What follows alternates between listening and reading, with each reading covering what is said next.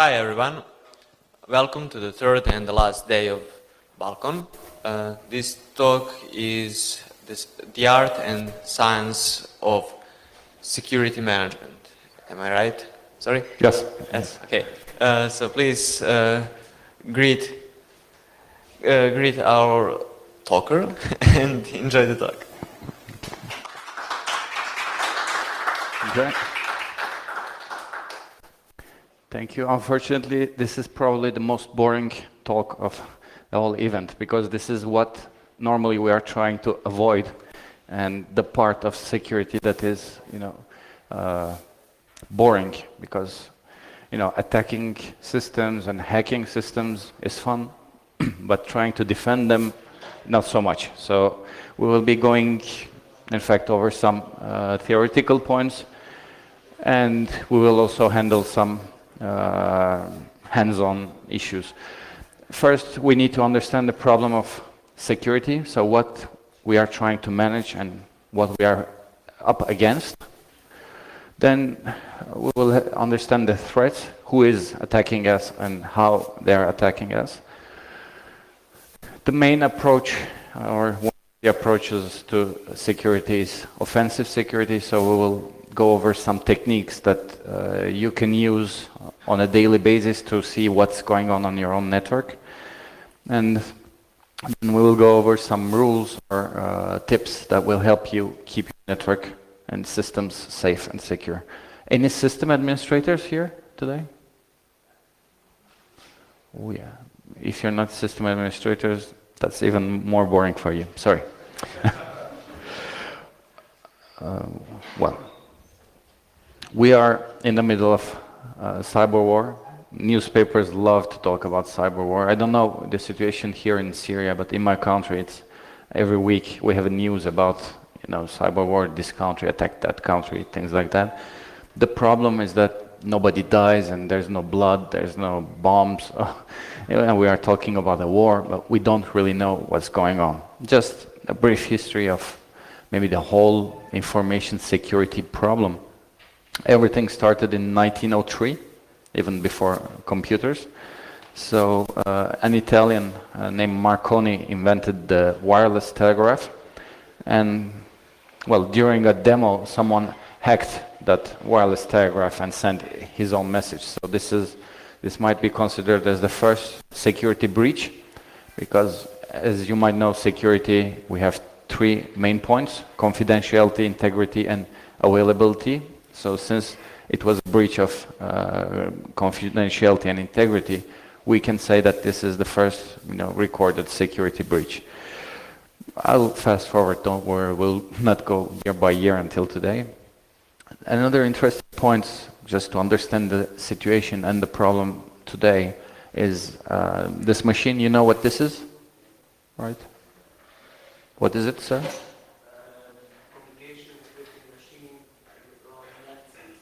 Yeah, and the code was broken, yes? Do you know when it was broken? 1943. Something like that, yeah. And do you know when the world learned that it was broken in 1943? No, in the 80s, yeah. So we had a period, from the end of the war until the 80s that everyone still thought that this was, a safe encryption system. And when we look at the world today, this is a drawing based on everything Snowden leaked. So each of these are in fact assets that the NSA can buy on a catalog. And for example, here we have Cottonmouth, which looks like a USB cable, but in fact is a remote access Trojan. So it's a hardware Trojan just hidden inside a USB. They can buy 50 for $1 million, so they just order it out of the catalog. Okay, we are not the NSA, so why do we care about this? It's because now you can do this for $25 yourselves at home, just using this. Just to give you an idea of the size, it's also a hardware Trojan. You can just buy on the internet, program, and you can put it in a mouse or in a USB. Like so, it works. So what we thought was reserved to some, elite intelligence agency, we see that, it's within $50, $100 and things that you can buy online. So the problem is getting bigger and bigger every day. Our problem started with ARPANET, of course. If there were no ARPANET, we would not be here today, obviously. But security-wise, our initial problem was, in fact, the first problem we have seen was in 1971. It was a virus, in fact, a worm. It went from computer to computer, logging on the terminal and just writing, "I'm Creeper, catch me if you can." So it didn't delete any files, it didn't break anything, but it was just a worm going from machine to machine. 1971 is an important year for us because of this. This is the whistle that started this blue box idea. It was inside the cereal, a gift, it's a plastic whistle, and John Draper noticed that the sound or the wavelength it made was the same as the wavelength AT&T used for connecting international and long distance calls. So using this, he could make free phone calls to anywhere in the world. Well, 1982 is more a bit closer to what we would imagine as cyber war. Russians made a long pipeline from Siberia to, I don't know, crossing all Siberia. And well, making the pipeline, it's easy, you just add pipes at the end of each other, but managing it, you would need a software. And they decided, because they didn't have the software, they decided to steal or borrow it from the Americans who had similar software. So the French intelligence gave information to the American intelligence saying that they would try to steal your software, and they made a little change in the software, and so that everything looked normal for the operator, but the pressure inside the pipes increased until it exploded. So this might be closer to what we imagine when we talk about cyber war.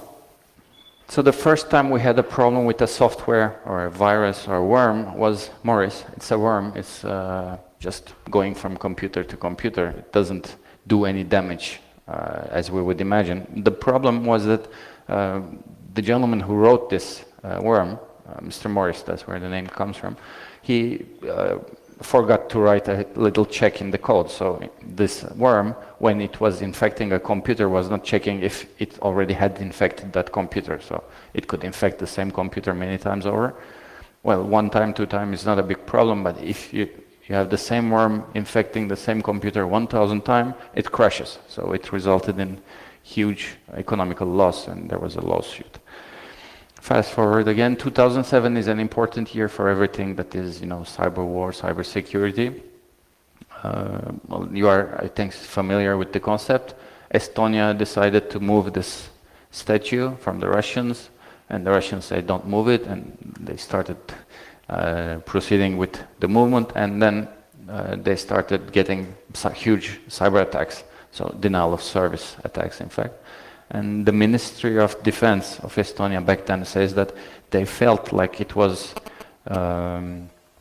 they were, surrounded by, military forces. It felt like, they couldn't breathe or operate correctly because, banks had problems operating. Even television stations had problems broadcasting. So the whole country almost stopped working. 2007 was an important year for, as I said.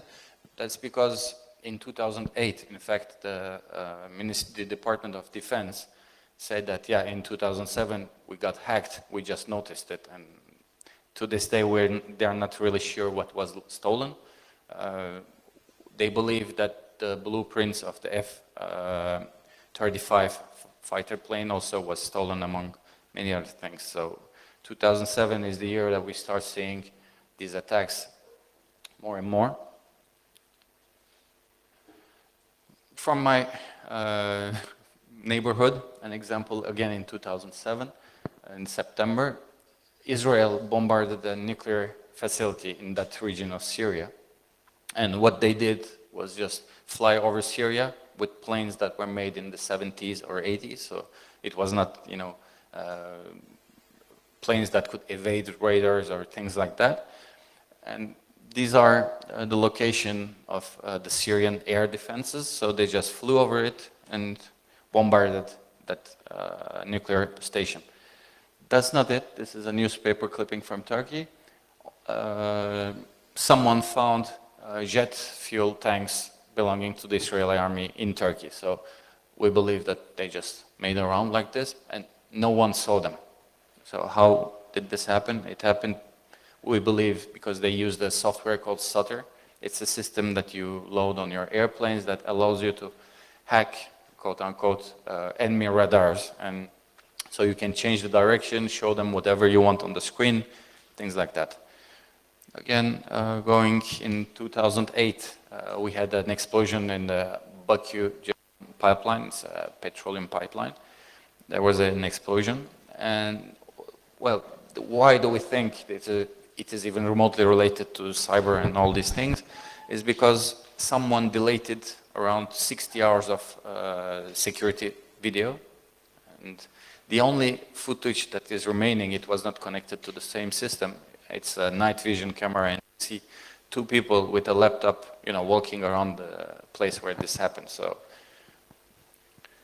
again, moving forward, in 2009, Israel started an operation on Gaza Strip, and as a retaliation, almost 1 million Israeli websites have been hacked. So these are all indices that show us that the problem is very real. 2009 is the year of Configure. We all know this guy, yeah? The worm that locked out accounts, so we had to change our security parameter saying that don't log out the accounts. 2010, Baidu, the largest, one of the largest Chinese websites, have been hacked. In fact, it was not been hacked.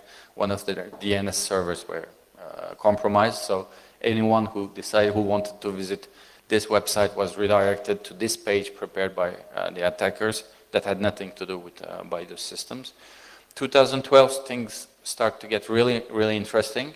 This is Operation Red October, and we don't know who, but someone decided to hack anything of value in the whole world. So each of these red countries, you will see government agencies, military agencies, hospitals that were compromised, and where we could find the same malware. So it was a global operation, and it was like a wake-up call for us. Until then, we thought that, okay, this guy is trying to hack that guy. It happens. But now, since 2012, we see that things are a bit serious. 2014, JP Morgan Chase, the largest maybe American bank, was compromised. They lost around 70 million customer information. Well, what's interesting here is that this bank probably has more security investment and security personnel than any of our companies. The company I work for, they have maybe 10 people working in IT, 3 working in security. But these guys, banks, I read somewhere that they had around 800 information security personnel around the world. So if still they can get compromised, then we have to start thinking on how we will manage this whole security idea.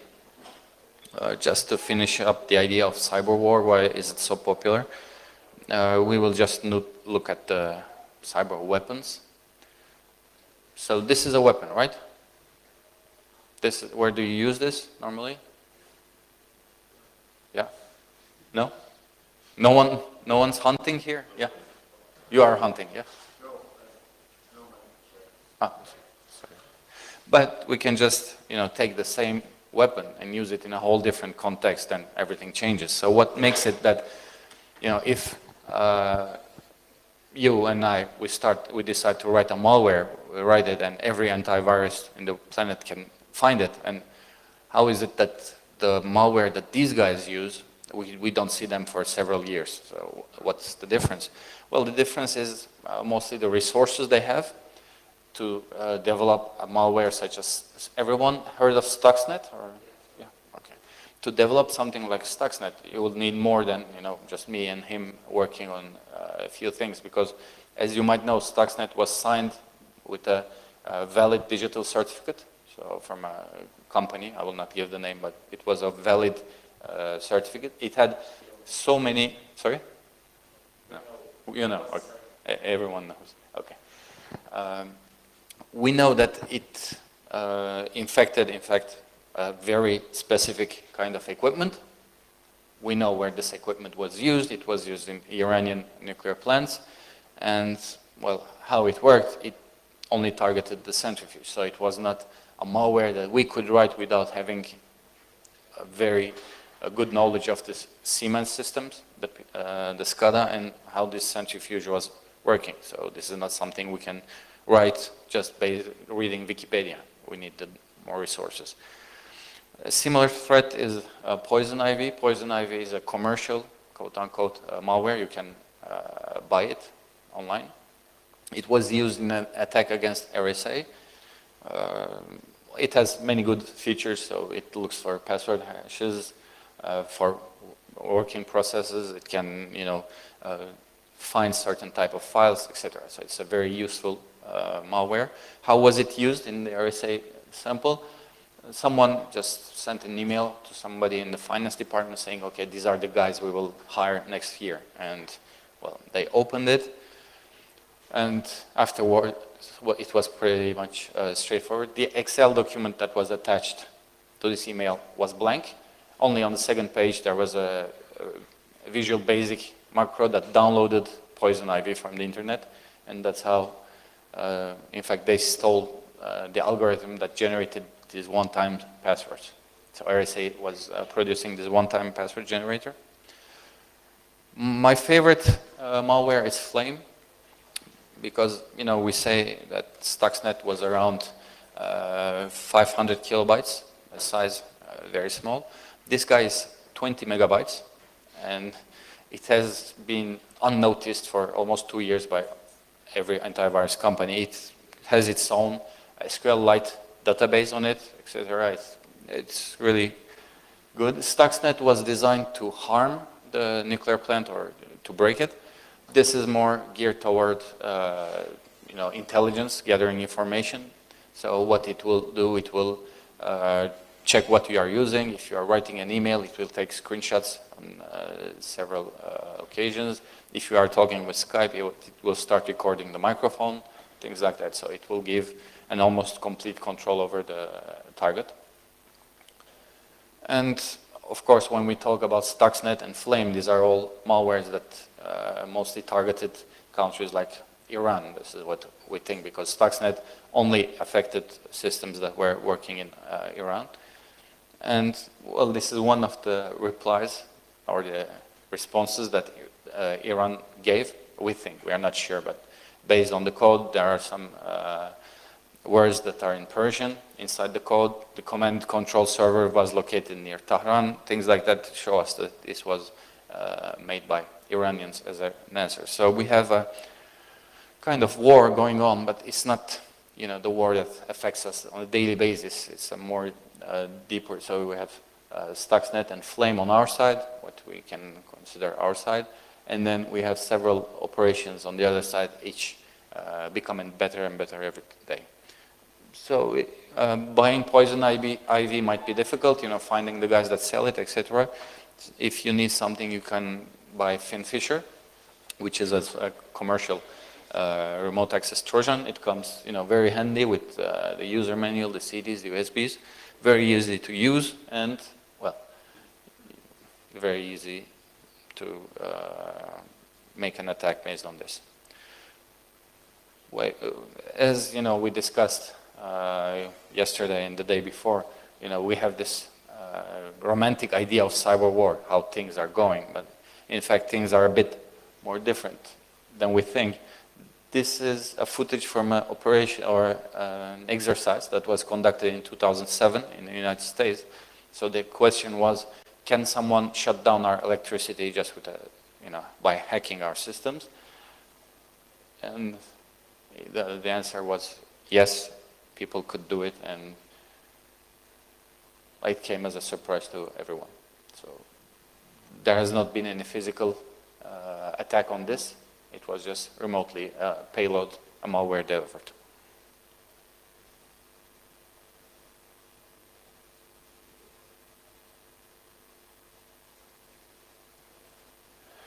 So this is all very nice, but why should we be afraid, really? These numbers, in fact.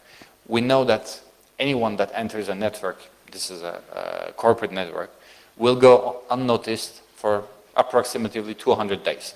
Nobody will notice them. This is the average. In one of the reports, there is a case where the guys were unnoticed for 2,982 days in the network. So, they migrated from system to system, and the bad guys were still in that corporate network. The other problem is that, okay, we find the bad guy, we say we have a vulnerability here. For us to close that, to patch that vulnerability, it will take us, again, on average, almost 3 months. And what's really, bad for us is that 2 out of 3 incidents, someone from outside tells us. So someone visits our website, says, okay, be careful, your website is distributing malware, or some other company calls us saying that, why are you attacking us? This is how we learn. So it's some external sources that give us this information. Our defenses don't work. We have seen this on the previous day, because we still believe that people will come through this castle, which is not medieval, by the way. So we think that they will try to come. Our firewall will stop them. Our IPS will stop them. But as we have seen, they just pop in the middle of the network. So how do they do this? Today, for any attack to be considered successful, it has to form that cyber chain. The cyber chain starts at the very beginning, where they gather information on the target, and it goes all the way to whatever their target is. So if it was Stuxnet, it would be breaking down the centrifuge. If it was I don't know, a bank, they would try to steal the credit card information. And we have a step-by-step process here, gathering information, preparing a weapon or a delivery system based on the information we have gathered it. So what is the target using? How can I attack it? What can I use? Generating the exploit code, or delivering the exploit code, exploiting the system, opening the back doors, because you can find a vulnerability in a system, get into that system for the day, but you will have to go to sleep, or they will shut down the system. So you need a way to be sure that you can come back there. So this is where you would use a backdoor, and then you need to communicate with the target and do whatever you plan to do. The bad news is that in most of the cases, the attackers can form that cyber kill chain without any problem. The good news for us is that if we break this chain at any point, then it's a win for us, a loss for them. Okay, so if they can gather information, but if they send us a phishing mail and nobody clicks it, then it's a failure. Somebody clicked it, they exploited, they cannot open the back door because our firewall is configured correctly. Again, they will fail. Okay, say our firewall doesn't check outbound traffic, they could open the back door. Then maybe we have a DLP, data leakage prevention system, that would allow them that would avoid them to leak the data. So yes, we would have a security incident, but it would not be a successful attack for these guys. Most of our defense posture is based on trying to avoid these guys entering the network in the first place. So we invest in the firewalls, we invest in the antivirus, in the IPS IDS. We are trying to make sure that they don't come in. But with all the examples we see, if a bank that has $1 million budget on firewalls can get hacked, then you with your MikroTik or whatever you are using, you will definitely get hacked. So we need to change our mentality and accept that security will be breached and accidents will happen. So we need to find a way to manage all this. We see that the time, we don't have too much of an advantage when it comes to the initial attack, because it's just a few seconds. They send the email, somebody clicks or not. They send a link, you click or not. That's seconds or maybe minutes.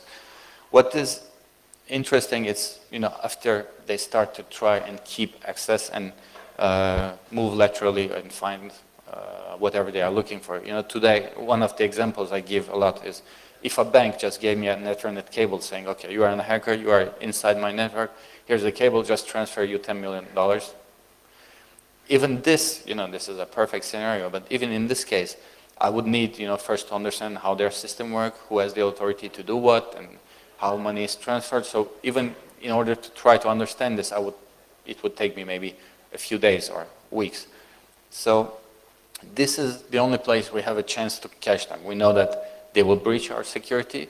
It will just take a second or two, but after that, they have some work to do inside, in the network. We see that on average 200 days without getting noticed. It's huge. So this is where we will try to catch them. There are, categorizing security incidents is a good idea. So the first category would be, of course, portable media, USBs, and any threat that is coming with these. So if inside the corporate network you can just plug a USB and do whatever you want, then yes, you will have some security incidents. This is a main source. The other source of incidents is when they are attacking our resources. This is denial of service and or distributed denial of service attacks. So they can try to use all our bandwidth so our customers cannot reach us. They can try to use all our processing power so our servers cannot respond. They are after the resources. Internet is a source of incident if your users inside the network can reach the internet, so anything that is on the internet can reach them. This is, you know, why our layered approach fails, because our user that should be, you know, inside is directly connected to the outside. Emails are a main source. You know, you have phishing mails. We have a lot of CryptoLocker cases in Turkey. I don't know if you have this here. So it's an email, and they download the attachment, and it locks, it encrypts all your files, and it asks for money. I don't know if it's popular around here. Maybe it is. Okay. Then one security incident type is impersonation. So normally what you would think as a harmless input becomes suddenly a way of attack. So any input from the user can be considered under this. Inappropriate use, so anything that is not relevant to your acceptable use policy, corporate acceptable use policy. Loss and theft, if I get my laptop stolen, it will not matter how many antivirus I have running on this thing, because, you know, they will just have it. And even NASA has unencrypted laptops, so this is also, we'll get back to this point when we see the critical controls, but encrypting whatever can move is very important. And then, of course, you have what we can call others, so anything that doesn't fall into these categories. We can categorize indicator of compromise. This is, you know, IOCs. This is what tells me that something is wrong. So if I can catch this, anyone that is in my network will not have, you know, 200 days. I will catch him immediately. So this is what I'm trying to place in my network, indicators of compromise, things that will tell me that something is wrong. And when we look at them, so just go over the list quickly. Strange outbound traffic, this is an indicator of compromise for me. Here I see that I have an internal IP that is trying to reach different IPs on a very short time. So this is an outbound traffic, but I'm pretty sure that it's not user generated, because a user would not have such a behavior. So this is strange outbound traffic behavior. It might be an indicator of compromise for me.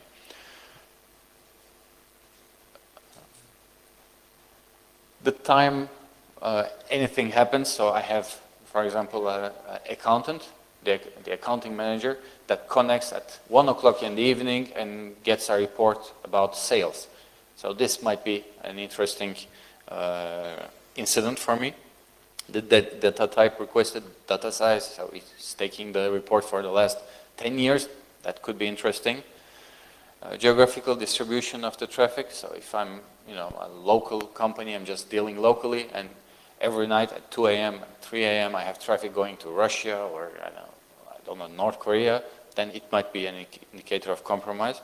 We had a situation, a similar situation with a government agency in Turkey that was in charge of pharmacies. They received so many DDoS, denial of service attacks, that they could not operate properly. And nobody thought that, okay, we don't have any Turkish pharmacies outside Turkey, so why accept traffic coming from outside Turkey? And once they blocked all the traffic that was coming from outside Turkey, things went better.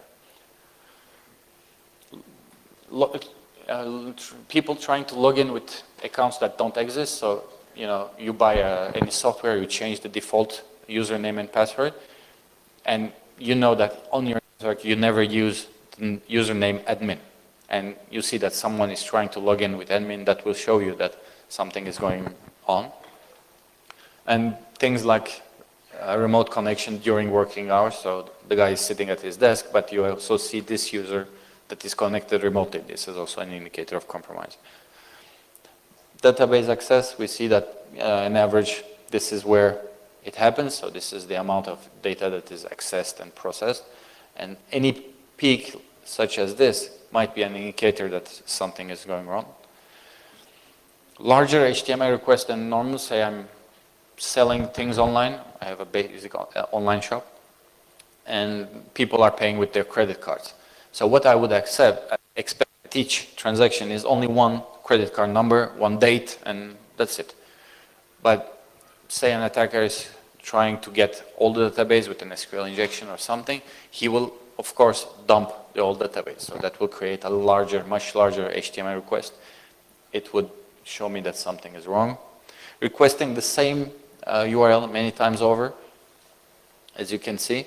So this typically means that someone is in the network, but he's trying to send a payload, so maybe a better backdoor, a better Trojan. And so he's changing whatever this file really is, sending it again. No, he doesn't get the connection, changes, asks again. So this shows us that something is going on. Change in system or registry, this is obvious. Abnormal DNS requests, here we see that many DNS requests to places that mostly don't exist. This is because, in fact, this is a HTTP tunnel, so it's not a DNS traffic, it's HTTP traffic that is routed through DNS. Also, one thing that we will see is an attacker, as I said, can get in, and he wants to make sure that he can reach the same system the next day. So what he will do, he will place her own backdoor, but he will also make sure that no other hackers, because he's after the money, so he doesn't want any partners to that.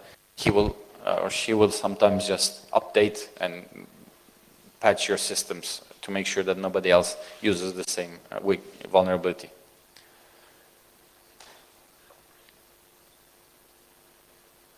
Okay, there are things that will show us that this HTTP traffic is not generated by the user, so it's not a browser and it's not a user. Things like too many connections. So if you have, normally you can have, 20 tabs open, but if you have 100 connections going out, then yes, this is not user-generated traffic, obviously.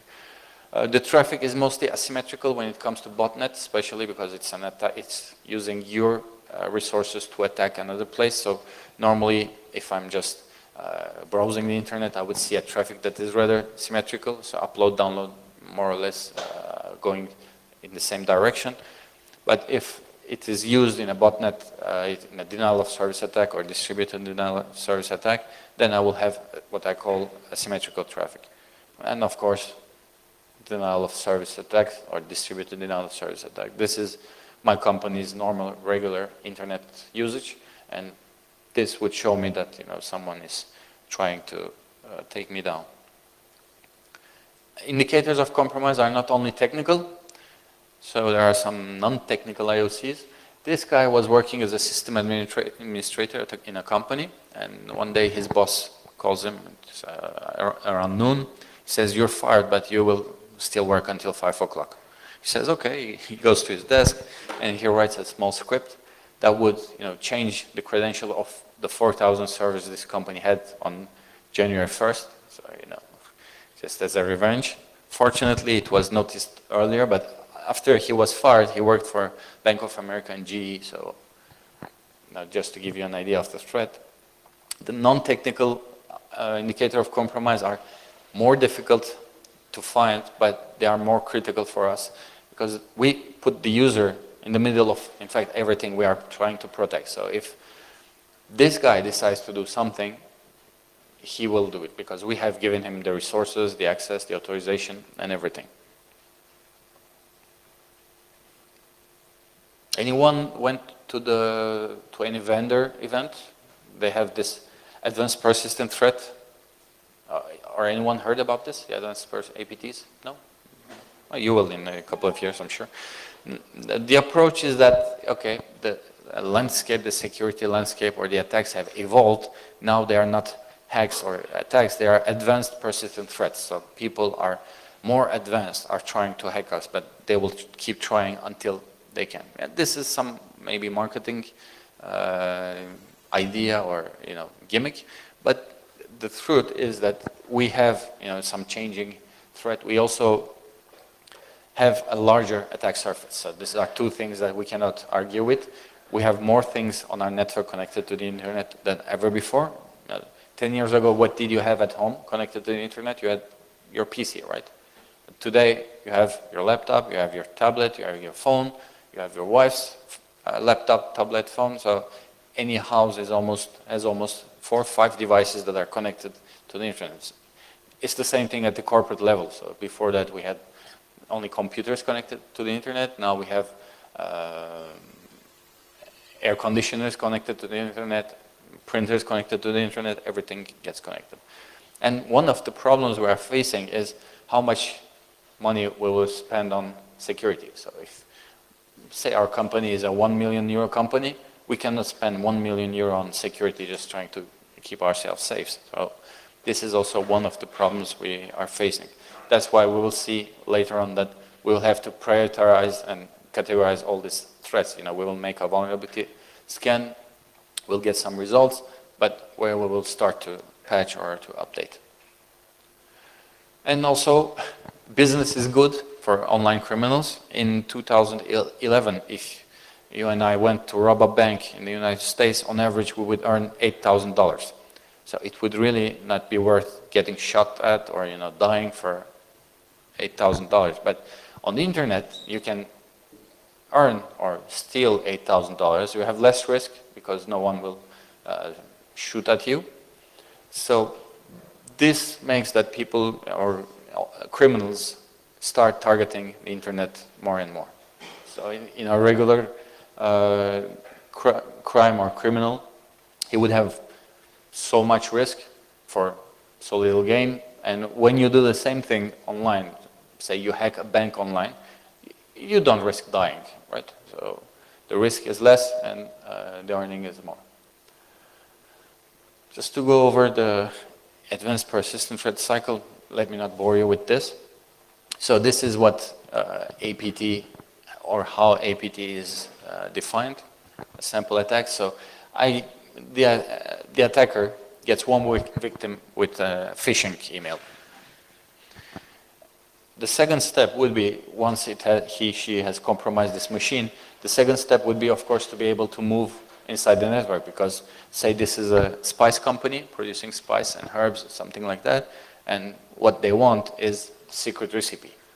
So they cannot go from this computer to that because the computer they have in this example is in marketing and the other server is in R&D.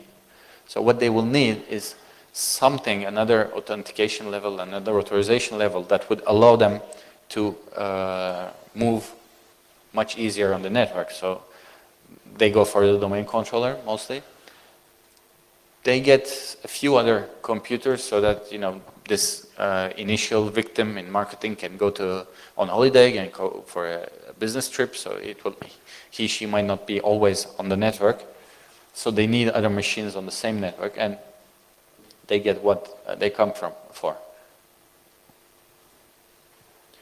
Okay, so we see that attacks are changing, everything is changing, and we need to manage our security.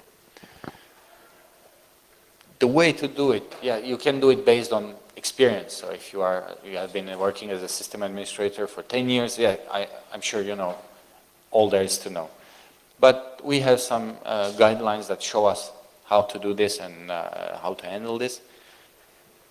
Also has a standard, the International Standard Organization, they have a standard for this, which you can look at, and it would give you some ideas.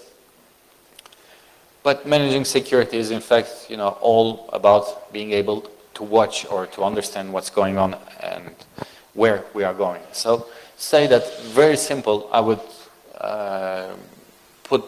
give myself a goal for Windows updates. So I say that, okay, people get hacked because their systems are not up to date, and I want every computer on my network to be updated. In the beginning of the year or the month, I say, okay, my target is 100%. Any Windows machine on this network will be up to date with the latest patch. And then all I have to do is follow my progress. Am I at 100%? How am I doing? How are things going? Same thing for backups. I can say that, okay, every server will be backed up daily. Every day I'll take the full backup. Am I doing this? Am I not doing this? The incidents, I will find them before anyone else tells me. I will find them myself. How am I doing? So it's just basically knowing what to follow. We will see what we need to follow in this case, and where I'm going. In fact, security management is, it means everything and anything, so it's an empty term. What we are trying to do, in fact, is change management. So we are trying to manage any change that can change our security posture. Say today, I have this laptop, it's up to date, and I run a good antivirus on it. I made a vulnerability scan, and it has shown no vulnerability. Okay, this is the situation.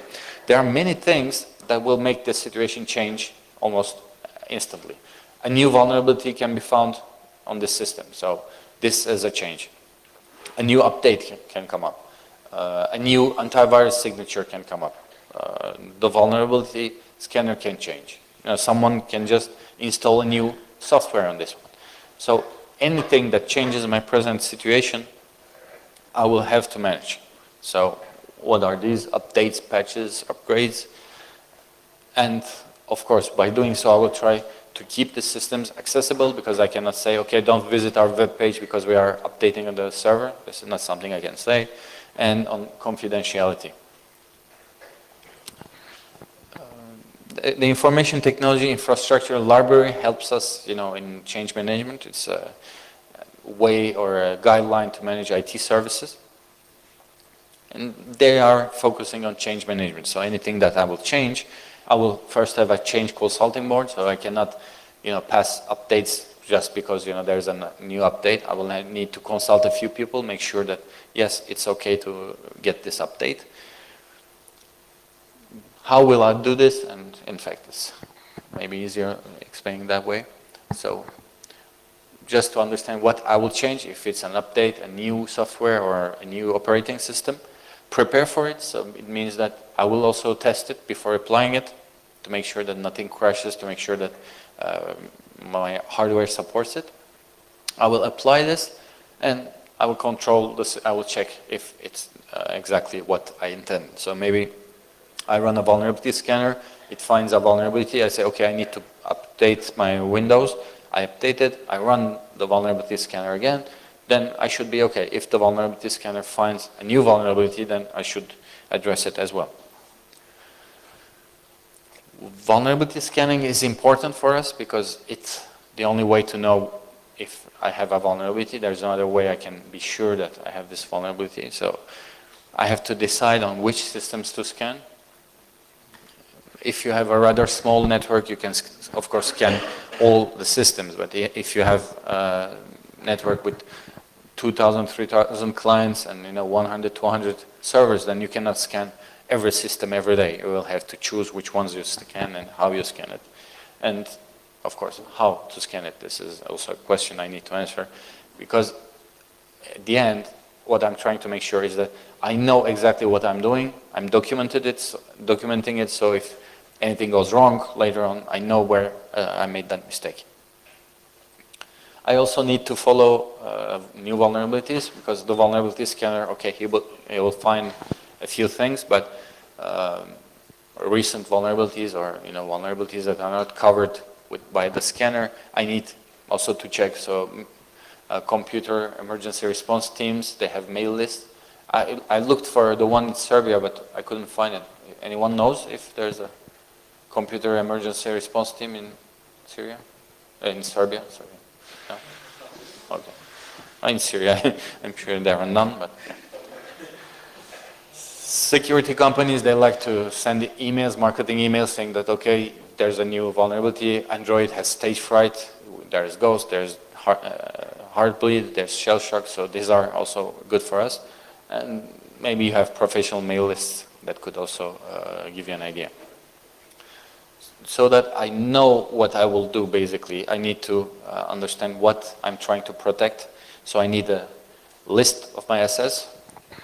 We will see that it's a very critical control point for us, knowing what is connected to my network. It's very important. Group and prioritize them. So say that my initial priority, the systems that I will take care of will be those directly connected to the internet. Those that are not directly connected to the internet, well, I will leave them at the second phase. Those that are not connected to anywhere, so I have an old laptop connected to a CNC and it's running on its own, not connected to the internet anywhere, then this will be my third and last phase. I need, because usually I'm alone or working with one or two other people trying to keep everything secure, and we have to accept this reality as well. We are not working 100% dedicated to security, so we need to be able to compromise. As I said, yes, you need to choose which system you will address first. So I run a vulnerability scanner on all the network. It finds critical vulnerabilities on several systems.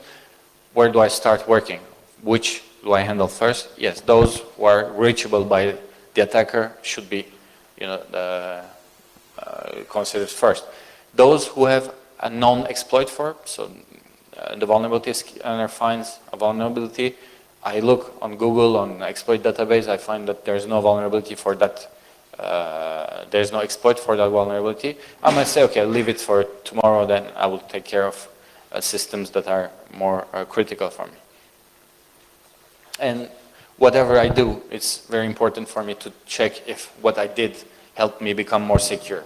We find that we need an upgrade, we run the upgrade, and we don't check it again, so we are never sure that we are more secure or not.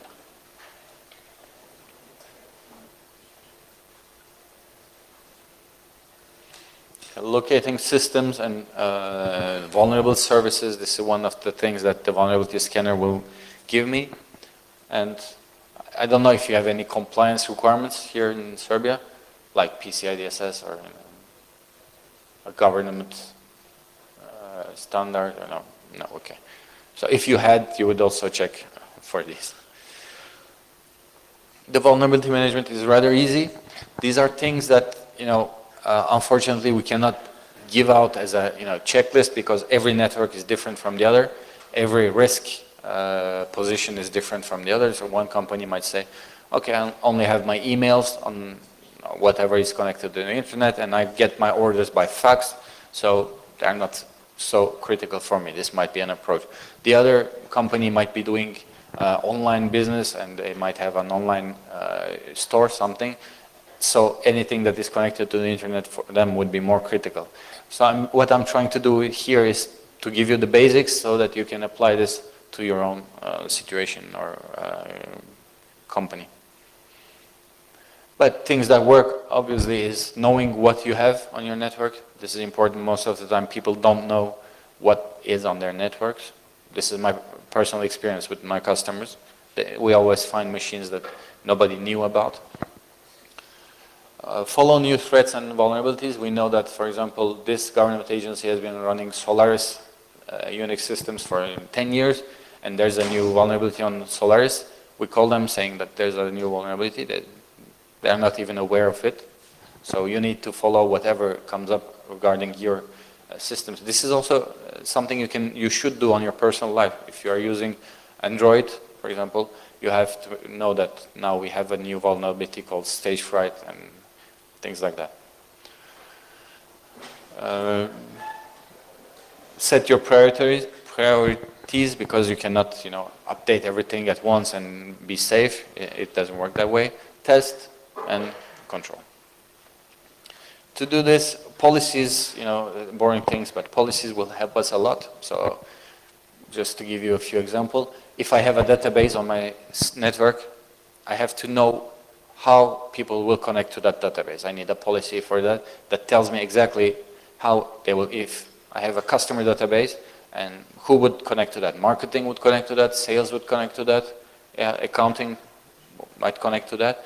And I have to make sure that everyone connects as securely as possible in each case. So here, for example, I say that if you are going to connect to my database, I cannot just whitelist your IP, you have to do this with logging in. And you cannot, for example, hard code the credential in your source code. Things like that. I have to set the rules for connection. Logging policy, same thing. I need to know which logs I'm keeping, why I'm keeping them, how long I'm keeping them for, what questions I need to answer. Again, it happens. A huge company gets a security breach. They say, okay, we have this huge logging system. Can you open the log, sir? Oh, it was not working for the last 2 months or 3 months. Nobody noticed. So we have to make sure that we are keeping the right logs, and we are able to answer basic questions as what happened, who did it, and when did it happen. Security policies, general security policies. I should know that if there's a Windows client on my network, it says dispatch level and this is the install. So I need to have these baselines fixed to make sure that, because if this guy is running a Windows 10, the other one an 8, and there's a 7, and there's this old guy who doesn't want to change his computer that is running an XP, then this is for me a nightmare. I would never know what to do, where to start, and which vulnerabilities to follow. So I need to have a baseline to make sure that I can follow what's going on my network. Again, software installation policy. People should not be able to install just software, because today most of the software will be connected to the internet one way or another. So we have to make sure that we control all this. Okay. Well, in fact, what we are trying to do is think of this as our systems. This is all our systems. Some of the systems will have vulnerabilities, not all our systems, of course, will have vulnerabilities. Some of them will. And some of them will be reachable by attackers. So what I'm trying to protect, in fact, is just this part. I'm not, okay, this system right here outside of the vulnerability circle should be safe, should be secure. Of course, this is something we want. But this is where I should focus, because this is where the attacks will happen. And yes, I need to block this using the firewall, the IPS, the IDS, and whenever I can, I also have to reduce this surface. So less things I have connected to the internet, the better for me. And when we say threats, in fact, we talk about what the public knows as hackers. And any idea who those hackers are? We are trying to protect ourselves against? No, we don't know. Us? We are hackers, no? Do we have, like types of hackers? What are they? Oh, yeah. And gray hat? Okay. Who does what? We are hackers. Who is hackers? We are? I'm not sure. I don't know. What does the white hat do? White hat are protectors. Yeah, these are the good guys that protect us. Yeah, black hats. Sorry. Finds an exploit or a vulnerability and tells everybody. Okay, yeah. Ethical hacker, great. And then we have the black hats, or the bad guys. And then we have the gray hats.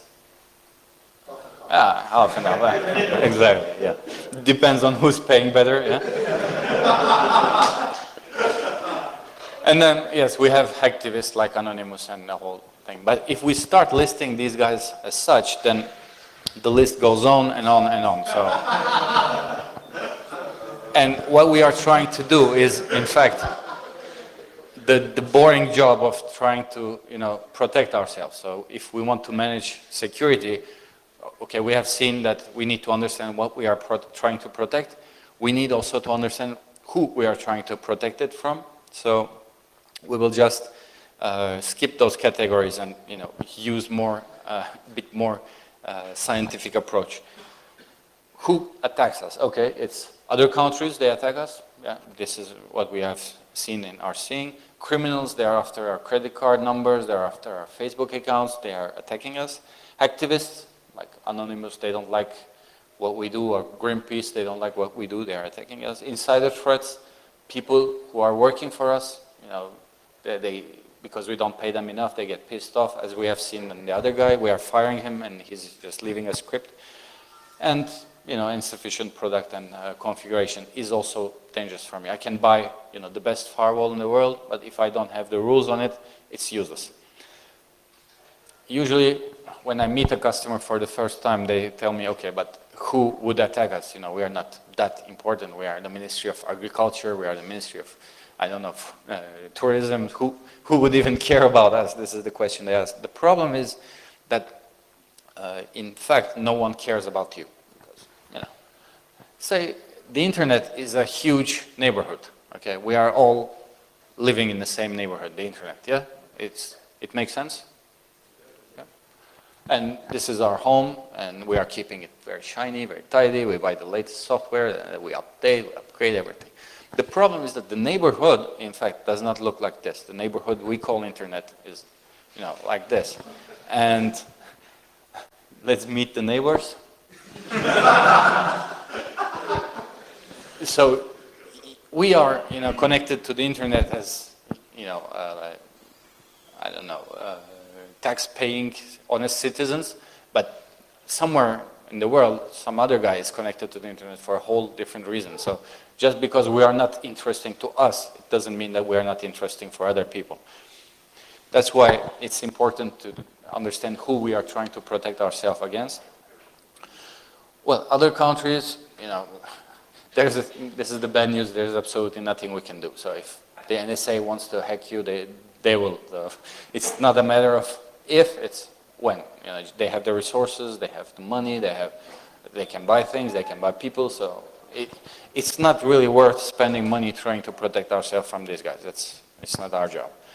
Where we start, as a security professional and trying to protect people is this, with the criminals. And cybercrime is booming business.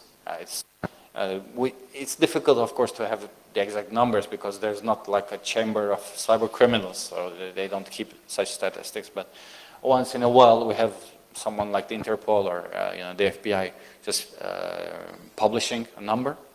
And in the numbers, we see that in 2008, the cybercrime industry was $8 billion. And by 2013, it was $100 billion. So anyone looking for a job, it might be a good opportunity. Just joking. And we see that more and more, especially when we reverse engineer malwares, we see that these guys, they're working like a professional software development company. They have their Git repository, they have version, they follow the version, they have comments in their codes. By looking at the compiling hours, we see that they are not working on weekends, they are working 9 to 5 like everyone else. So we know that somewhere in the world people are working professionally as a software developer, but for criminals. And of course the impact is huge. In one of the reports by the FBI, there's an example of an R&D project that took 10 years and $1 billion that was just downloaded one night. So the cost is huge. Hacktivists are the other attacker type. They are doing this for political gains or political motivation. Sorry? Yeah. The low orbit something cannon? IM cannon, yeah, exactly. Used by Anonymous. So this gave people the opportunity to just download it to their own computers and become part of any attack or operation that Anonymous did, which raises the question, if, say we are the national police and we are trying to protect our network, what are we ready for, the situation if one of our guys has sympathy for the cause of these guys. So the insider threat here is very important. We had a similar breach, security breach in Turkey. We have a group called Red Hack, which are attacking the government. They have, socialist tendencies. And one day they published a document saying that we are so good, at this hacking thing that we can hack computers that are not even connected to the internet. And in fact, what they had was a document from a computer that belonged to the army that was in fact not connected to the internet in any way. So we were like, whoa, these guys are good. But in fact, what happened is that one of the soldiers, he liked what they were writing, so he just plugged in a USB key, downloaded the file and mailed it to them. So this is the kind of scenarios that we should be prepared against when we are dealing with these. And of course, internal threats. It's not that all our employees are bad or that everyone that we are firing will do something bad before they leave. No, we also have to think that the moment one of our users clicks on a phishing link, for example, his computer or her computer will become an insider threat because the attacker will be in my network. And as we will see, most of my security is trying to stop whatever is coming from outside. So I have very little security trying to stop computers in my network attacking each other. And also insufficient product or wrong configuration, so I can have the right product, but the wrong configuration and the wrong service, it will be useless. I have to make sure that I have the right product, the right configuration, and the right service so that everything works. So we talked about hackers and just have a look at how these guys are working.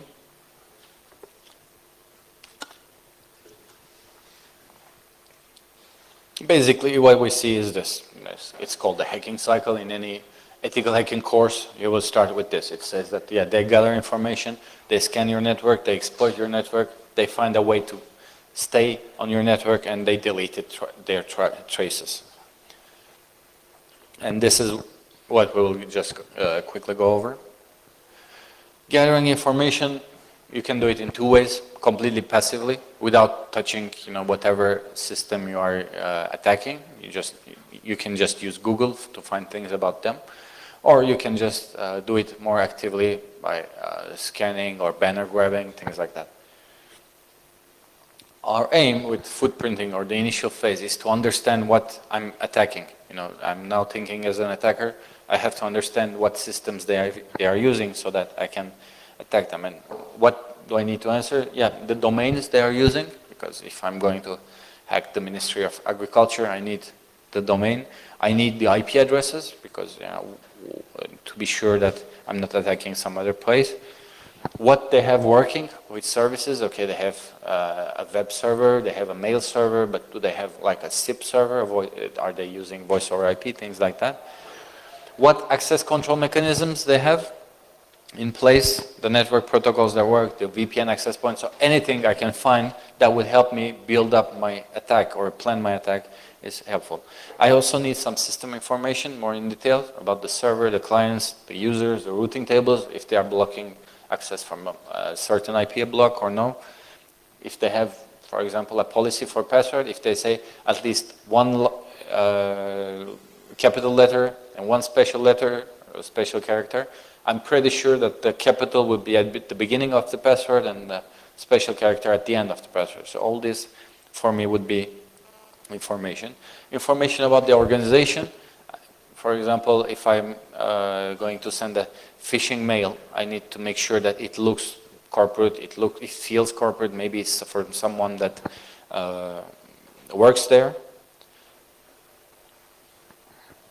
And well, we'll just go over these in a little while. The second step is scanning. Whatever I'm planning to attack, what will I scan for? For systems, what are they using? For ports, which ports are open? And of course, the ports themselves, they don't mean anything. What I'm trying to understand is what services these guys are running so that I can, see or find a vulnerability in them. Compromising the system is the easiest step, so I just hack it. I don't know how to say. The fourth step would be to make sure that I can come back there, so I'll leave a backdoor. And I have to make sure that I'm unnoticed. Google is very helpful for this when it comes to finding things. I can find vulnerabilities, error messages, password information, critical documents, login pages, all this Google can find for me. So Google is a good source. From time to time, it's always good to Google, well, yourself, of course, but also if you are in charge of the security of a company or anywhere, Googling it will give you some ideas. Google uses some operators like cache, so I can ask Google to show me the cached version of the page, not the page itself, but the cached version. I can just list the pages that link to my target, so anyone that has linked to my target might be interesting for me as well as an attacker. Related people who are doing the same thing, in title, in URL. In fact, it has its own database under ExploitDB, Google Hacking Database. It will give you a list of special searches you can use in Google. So what can I find with these special searches? Well, boring documents like etc passvd. I don't know, images for Cisco routers, files, of course, passwords, username and password, even more difficult passwords. Of course, what we are all looking for, cameras. You know, there was no hacking, quote unquote, involved in this. I just, Googled the camera and it was open to the internet, so you could just reach it with.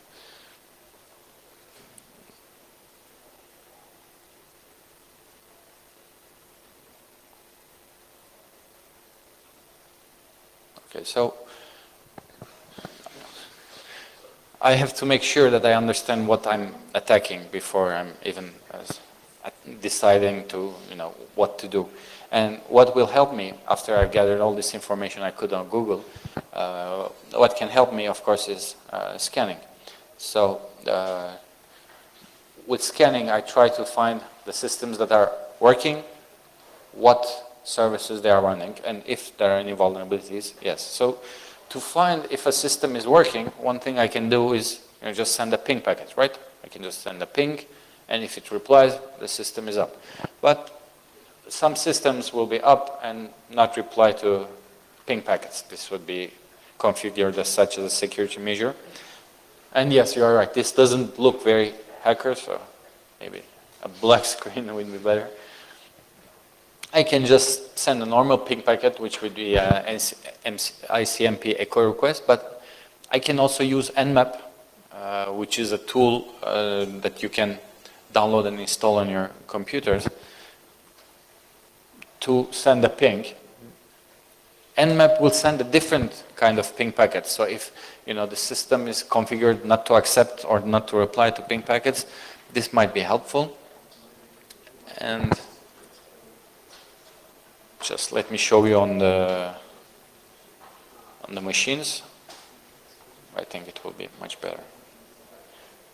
So everything I will do or show, you can just create a lab yourself with downloading Kali and downloading Metasploitable. That's the target I'm going to use. Metasploitable was developed with vulnerabilities so that people can learn this, so you don't have to attack other people's systems. So just to try to understand what else could be on this network, I'm just going to run a simple scan.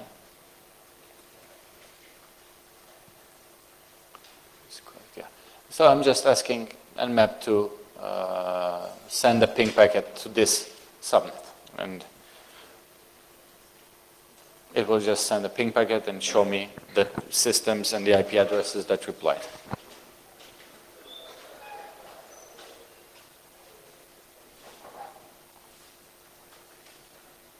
While it's doing this, Nmap is very useful not only for scanning pings or sending ping packets or ports. It has some good ideas. How does it work? Well, if I just write nmaptarget.com, this might be a way to check your own systems. What it will do, it will first find the IPv4 address, send a ping, and scan most commonly used 1000 ports. So it will not scan all the ports, just 1000 ports that are used. So port 80, for example, for HTTP, 21, port 23, 443, ports like that, and it will just show me the results. I can use two protocols to scan the ports. So I can use TCP or I can use UDP. TCP will use, of course, the three-way handshake. So with, are we familiar with the three-way handshake? When I'm trying to, yeah? What is it, sir? It's a reliable connection. Yeah, very reliable. So I send a packet with a flag, a synchronized flag, and if the system receives the packet and is ready to connect with me, it will send me an acknowledge flag and a send flag as well, yeah? And then I will send it an acknowledge flag and I will have the connection. And UDP? It's unreliable. It's unreliable, You yeah. don't know if it receives. Yes, exactly. So, but we say that UDP works quicker, faster, right? That's the reason we are still using it. We can have port scanning on both. We can also port scan UDP because we know that the RFC documents, the request for comment documents that tell me how the internet works, asks that if a UDP port is closed, it sends back a reset packet. So if I send a packet to a UDP port and I get a reset, it shows that the port is closed. Otherwise, it will not be. It will be considered open.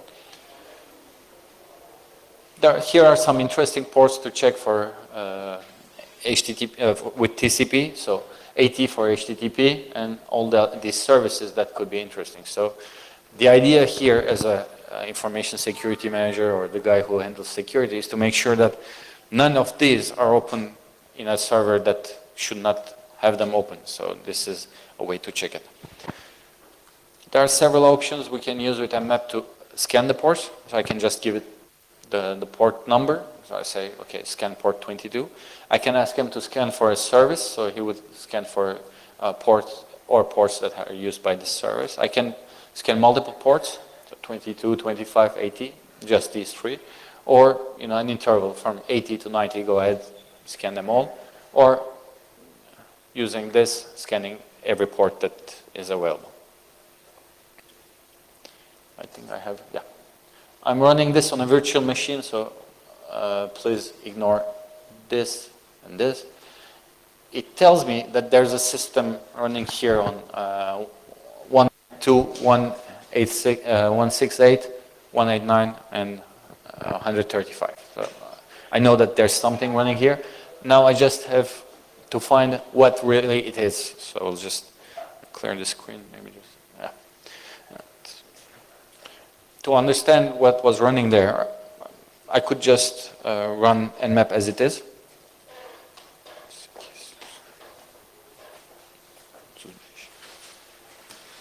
As I said, it will just check for 1,000 most commonly used ports and services, and it will give me a report.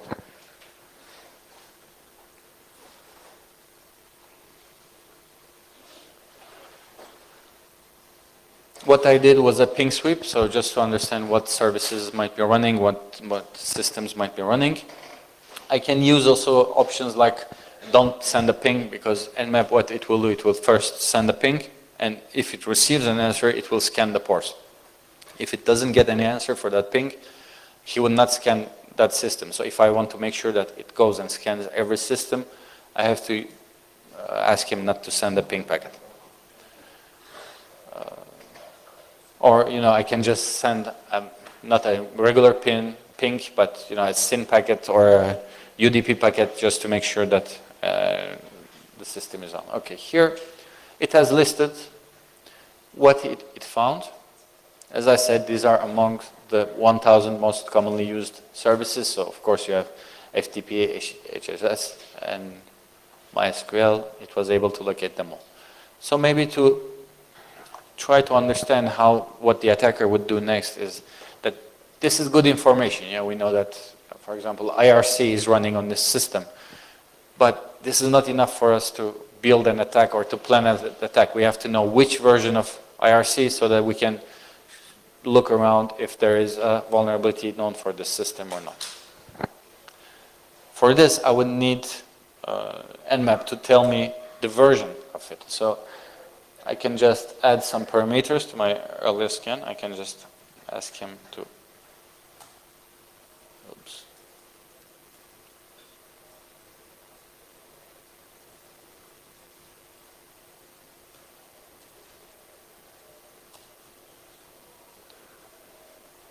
So what I did is I asked it to only send SYN scan, so it will just send the SYN packet, it will get the reply, but it will not send the third packet to finish the three-way handshake, so that my IP will not be logged on the other system. So if I finish the three-way handshake, then the other system will have a log saying that, okay, this IP connected to me and the connection was established.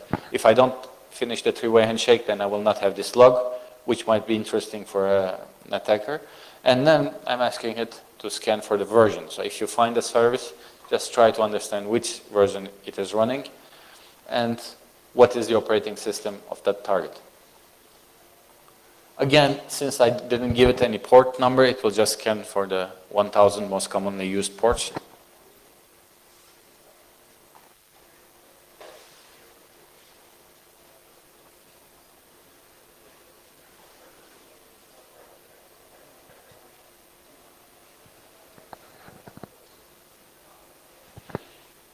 Getting information about the system, I could just use Nmap, but there are easier, maybe older ways to do it. One of the classics is just banner grabbing with Telnet. So I establish a Telnet connection if it allows me to do so. And I'm sending it something that doesn't mean anything. And it sends me a reply saying that bad request. Okay, now I cannot accept this request. I didn't understand it. But it's, I think it's nice of him to also tell me that, in fact, this is my, the server I am. So your request was bad, I must quit this. So if you have a good request, please send it again. It's, now all I have to do is Google or search for an exploit or a vulnerability on this service. I can also do some banner grabbing without even touching the system. Okay, Telnet was a bit overkill, but I can use Netcraft to do this.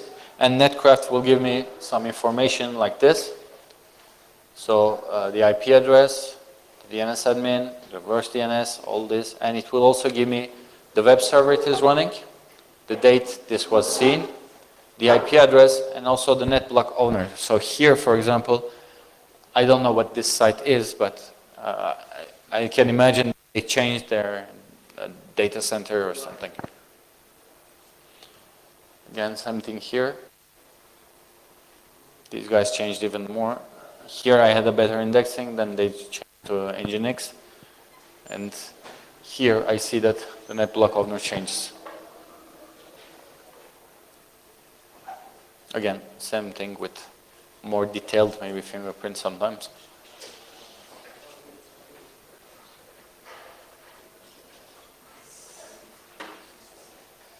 Let's see if, yeah. Nmap has finished scanning.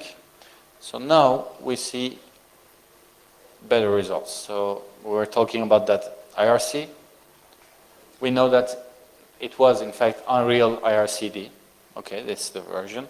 And with the O, capital O, I also asked it to get me information on the operating system. And it tells me that it's running a Linux, this and that. So now what I have to do is find or look if there's a vulnerability for this Unreal IRCD. To do this, I can Google, of course. I can use mail lists, or I can try to develop my own exploit. These are all options. Or I can just, be lazy and go ask Metasploit if it knows any vulnerability.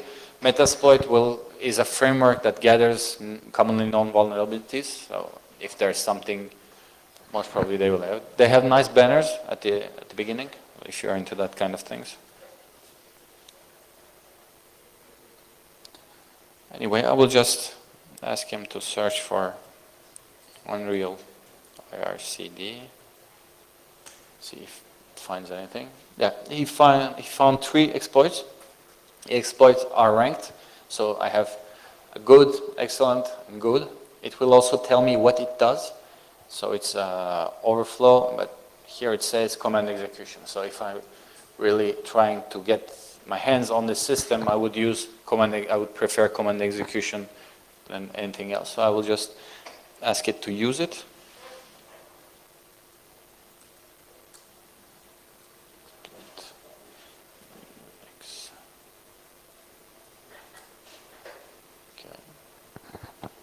Now it has loaded. I will just ask him to show me the options. It is only asking for the remote host because he knows that this IRC is running on that port, so this is the information he has. So he's just basically saying, okay, just give me the target and I will attack. Okay, let's do this. I'll just set the remote host.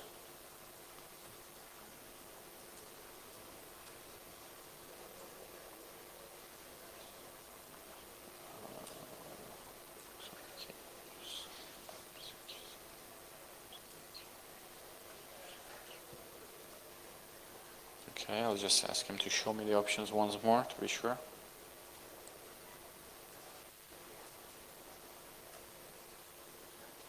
Okay, the remote host is set. Everything looks okay. And I just write exploit to start the attack.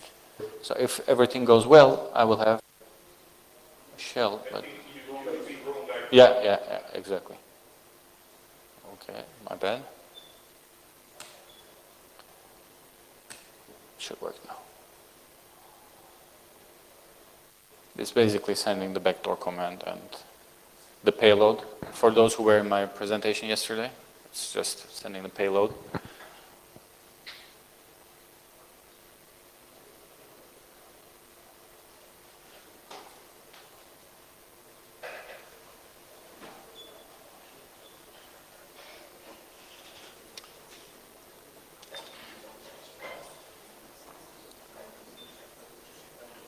No. I think we have a problem.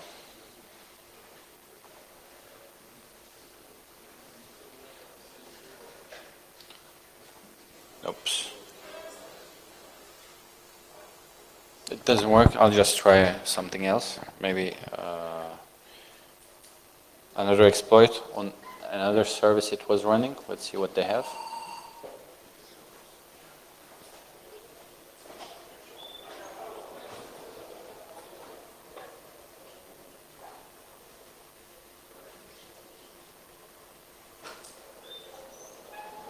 But it should work. Interesting.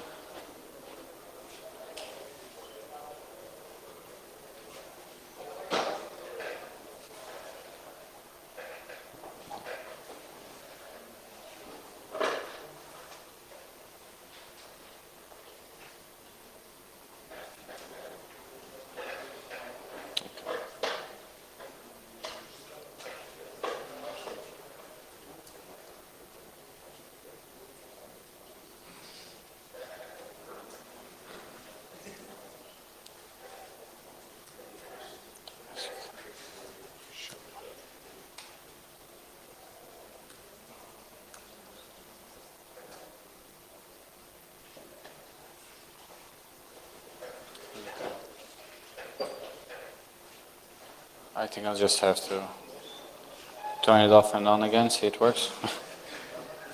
I don't know why I went. Yeah, well, I don't know why it's acting up. Sorry about that, but let's keep on going and we'll get back to that. So what, just failed was this. It's Kali. It's called a penetration testing distribution. It's a Linux, it's Debian. It's not the only one. There are a few other operating systems you can use for, testing security. But Kali is, the best known and the most widely used, I guess. This is the old version. Now they have the Kali version 2, which is more graphical. This is the old version.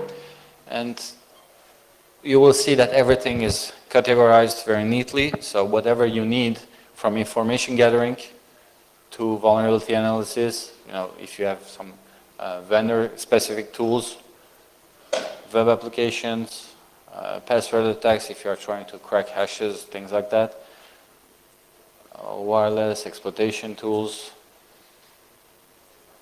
Metasploit is under exploitation tools. You also have the social engineering toolkit under that. Everything is very neatly organized. What can you use to gather information? You can use, of course, your eyes just to visit and see what's going on, what they have.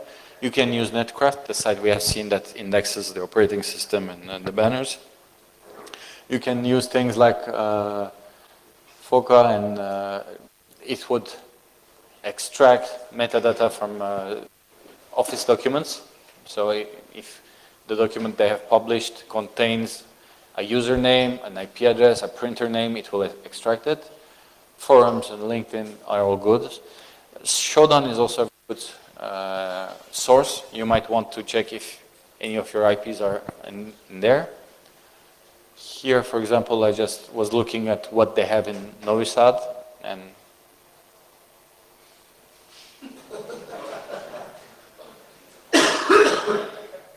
I think it's the same. And they have a default IS7 with a login. Trying to understand what goes on the network, of course, Nmap will help me. Nmap will go and actively scan the ports and the systems. But if I would just want to understand if something is going on, then I will use Wireshark. Wireshark will capture the packets. It will not go and scan the systems. It will just log the packets that are going through. So the example with DNS tunneling, etc., these are things that I can catch with Wireshark. Is something I wouldn't be able to understand with Nmap.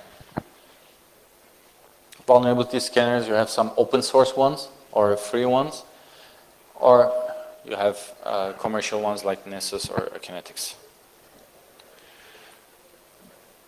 Again, password cracking, if you want to make sure that all your users are using safe password or strong passwords, you can try to crack them.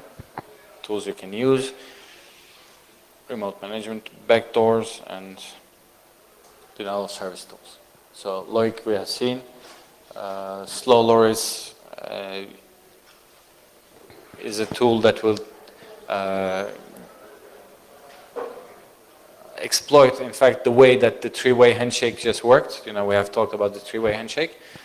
So I can send a SYN packet. It can send me a reply. And after it sends me a reply, it will just keep the connection open for some while because it's expecting me to send it another packet. So if I don't send that packet, and if I just keep doing this for all the ports, then the server will reach a state where it's waiting replies from my IP address, so it is not accepting connections from other people. So it will not be able to provide service. So I will not need huge bandwidth to do that, only one computer to do it. And exploit frameworks, Metasploit we have seen, and social engineering toolkit. So the demo has just failed. I'll just save you the agony and keep on. Do you know him? Anyone knows him?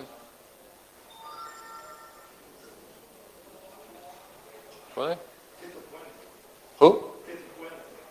I don't know him. Sorry. It's Richard Feynman, a physicist. Feynman? Yeah? Yeah. Anyway, in one of his interviews, he said that knowing what something is very different than knowing its name. So we look at a bird, we say it's a sparrow, but we have no idea about what it eats, how it lives. So it's important to understand some key concepts and rather than knowing the name. And the concepts that we will just briefly handle is encryption, how encryption works and why you should use encryption in the network internally as well. Remember we had this confidentiality, integrity, and availability. These are the three things that I'm trying to protect. So I'm trying to protect the confidentiality of my data, the integrity, and also the availability of my systems to anyone who is authorized to do them.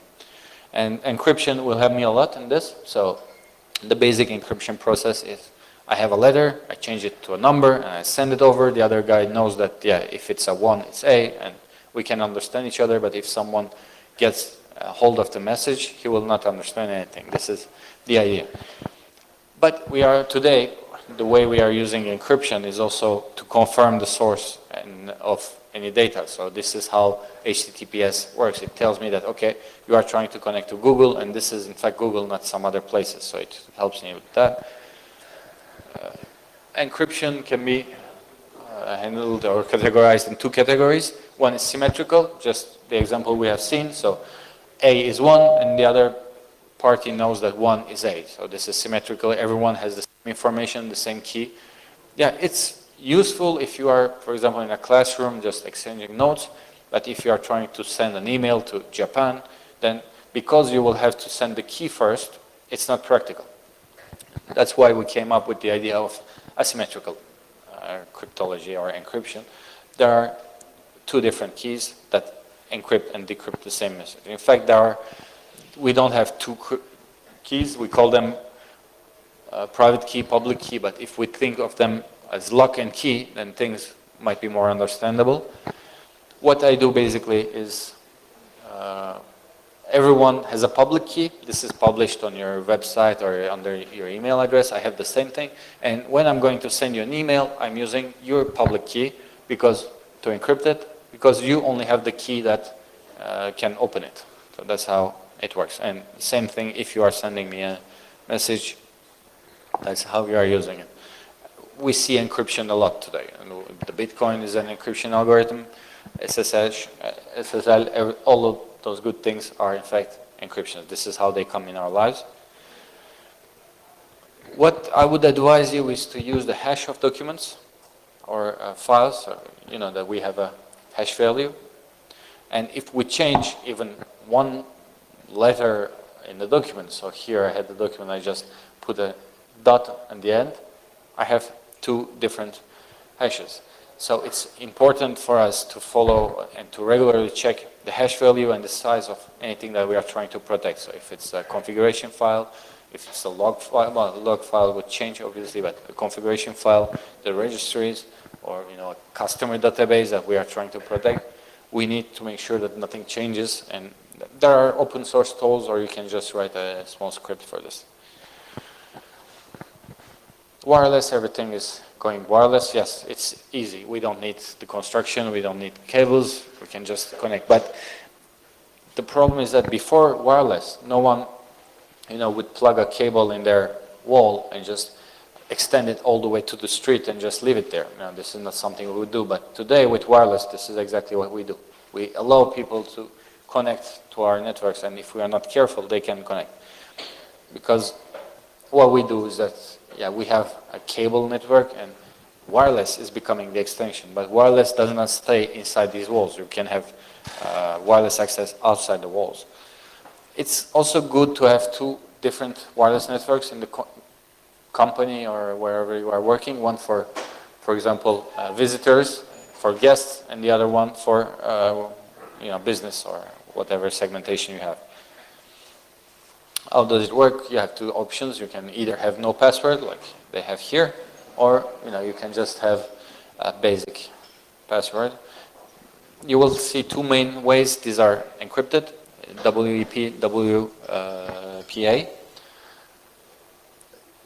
Both of them are easy to crack, or fairly easy to crack.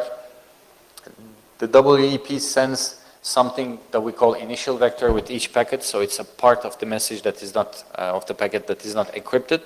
So if the attacker can catch enough of these, they can make up the pass code.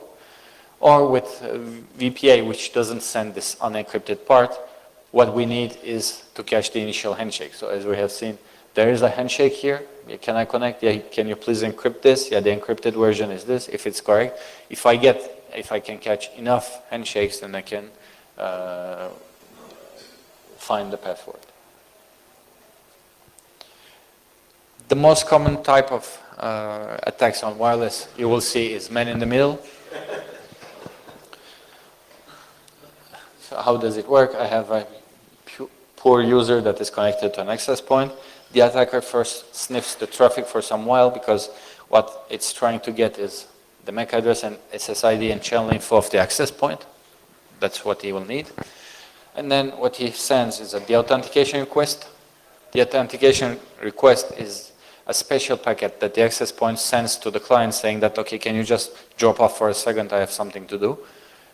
It's just to help him manage the traffic. But the client that receives it doesn't know if doesn't have a way to check that, it's the access point that sent it to me. So the attacker will send it, de-authenticate the client, and then send the SSID and the MAC address he has just sniffed, saying that I'm the access point, everything is fine, please connect to me. The client, of course, will connect, seeing the same SSID and same MAC address. Why not? And then, while trying to connect whatever information he gives us, we will send back to the access point, and we will establish the connection. So this is how it would work. Mobile is an increasing threat, so if we are trying to keep our company secure and everything safe, we need to make sure that mobile phones also are safe. What we see is an increasing threat in malware. Only in the first 3 months of 2015, it's a vendor report, but it's, I think, pretty accurate. We had one Android malware every 18 seconds. So a new one, a new virus, every 18 seconds in the first 3 months of 2015. And a risk that we don't have with laptops, or that we have less with laptops and desktop, is that people forget or lose or get their mobile phone stolen. So 5 years ago, 10 years ago, if you stole my mobile phone, you would only steal my contacts, my phone contacts. But today, if someone steals my cell phone, they will also have my emails and some of the corporate applications on them. The threat we see, yes, it's physical threats. People are also jailbreaking, rooting their cell phones just to be able to download their applications. This is also a threat because basically it becomes a pirated or a backdoored software. But the main and the most commonly seen threats are malware. This was a game, Monkey Jump. It's a stupid game. You just jump, and if you catch the banana, good for you. If you're not, you lose. That was the game. And you know that when you download a game, Android or iPhone, they ask you for some permissions. They say, okay, you have downloaded this application, but it wants to reach, or it wants these permissions. And Monkey Jump, they want these permissions. So they want access to internet. Yeah, it can be understandable for high scores, for updates, logical. Vibrate, yeah, it's cool. It vibrates when you catch the banana. It's okay. It wants to install a shortcut, but these were not all. The complete list was this. So the Monkey Jump game wants also to make phone calls. It wants to read SMS, to send SMS, and to read my history bookmarks. This was in fact a malware disguised as a game. The game was stupid, but the idea was to collect information on users. This might be considered as a part of social engineering, because our users are the only thing that we cannot patch or upgrade or put a firewall in front of it. And we know that humans are very, very intelligent. So we are very careful, risk cautious. And well, these will be examples from Turkey, but I'm sure you will get the idea. This is the permission of his car. He just got it, and he's thanking the police. But to thank the police, he just took the picture and put it on Twitter. And she just got her driving license. She's very happy about it. He just got his driver license. And this guy got his passport. And well, he also has, tagged himself at home. So if you need the password. And of course, what we are all looking for. She says, yeah, I also have a credit card now. So yeah, sometimes you don't even need to bother with social engineering, because computer users, as we all know, are very, very careful with what they do. And also another example, I'm sure you will understand. I have a friend, his name is Emre, and one day I'm just browsing Facebook, and he was just tagged in this video.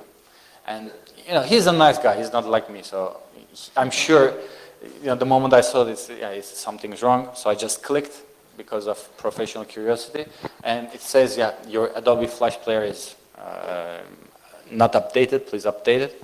But for those who noticed, we are not in Facebook anymore. Of course, I want to update it. I downloaded the executable, and I uploaded the executable to VirusTotal. This site has, now they have 63, I think, antiviruses running. So whatever you upload there, they will just go through all these and it will generate you a report. Only 17 of the 56 antivirus found that this was a malware. The other one said this file is okay, no worry, just go ahead. And just to be sure or to understand what it did, I uploaded to malware.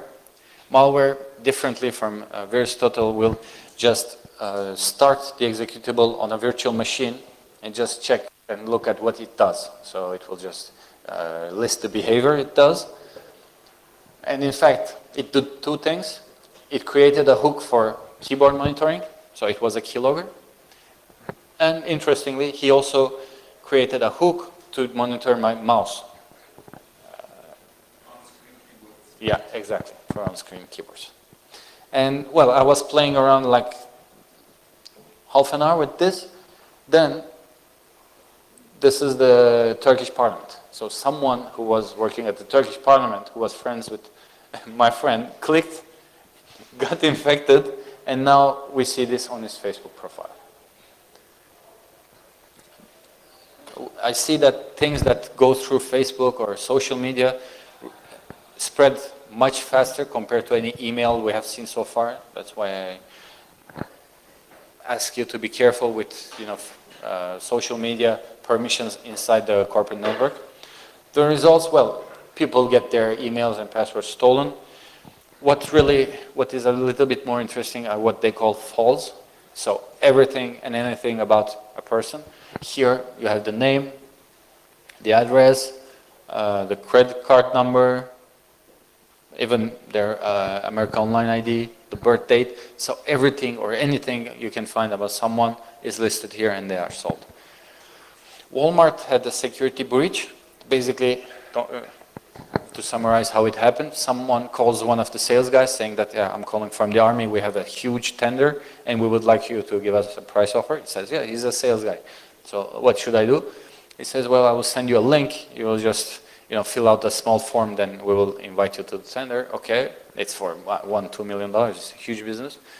The link arrives, clicks, and the URL filtering just blocks the access. It says, okay, this site is known because it's distributing malware, so please don't go there.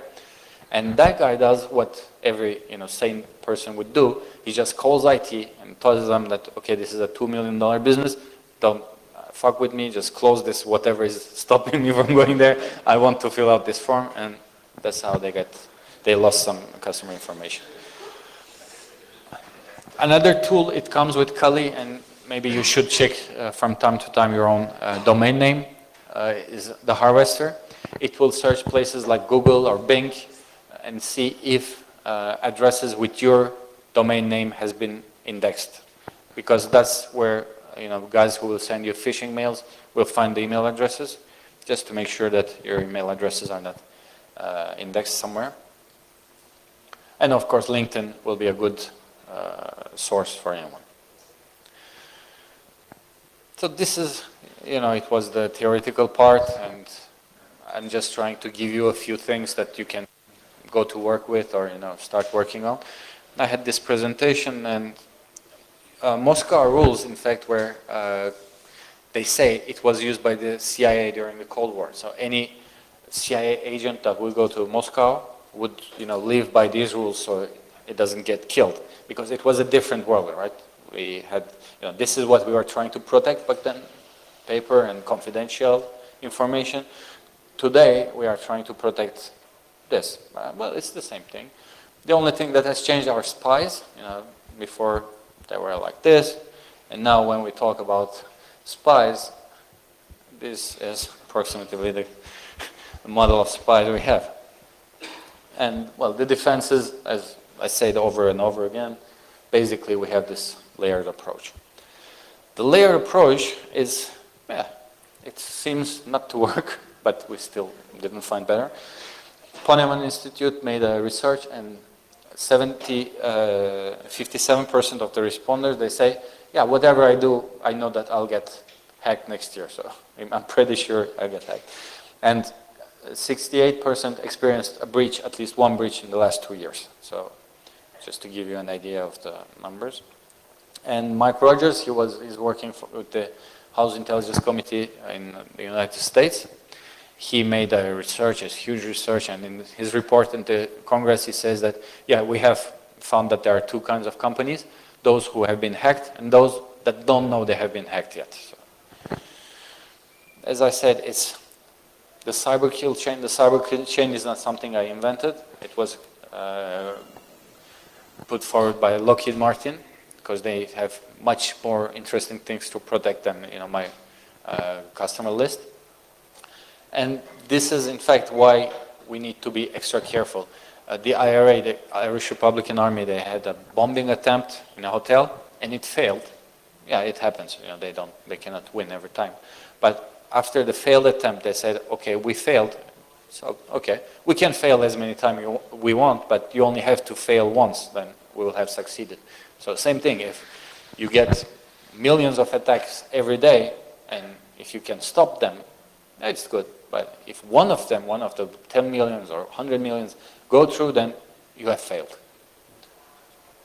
These are the original rules, so assume nothing, never go against your gut, so whatever feeling you have, trust it, things that would help spies stay alive. So just to go quickly over them, starting from the bottom, keep your options open.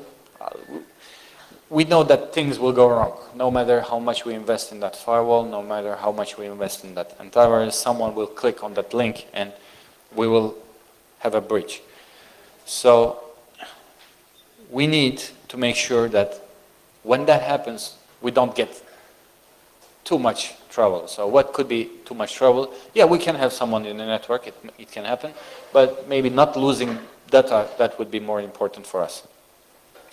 So avoiding losing data, easy to do. First of all, I have to know what I'm trying to protect. So if it's customer information, credit card number, whatever it is that I'm trying to protect, I have to know what it is.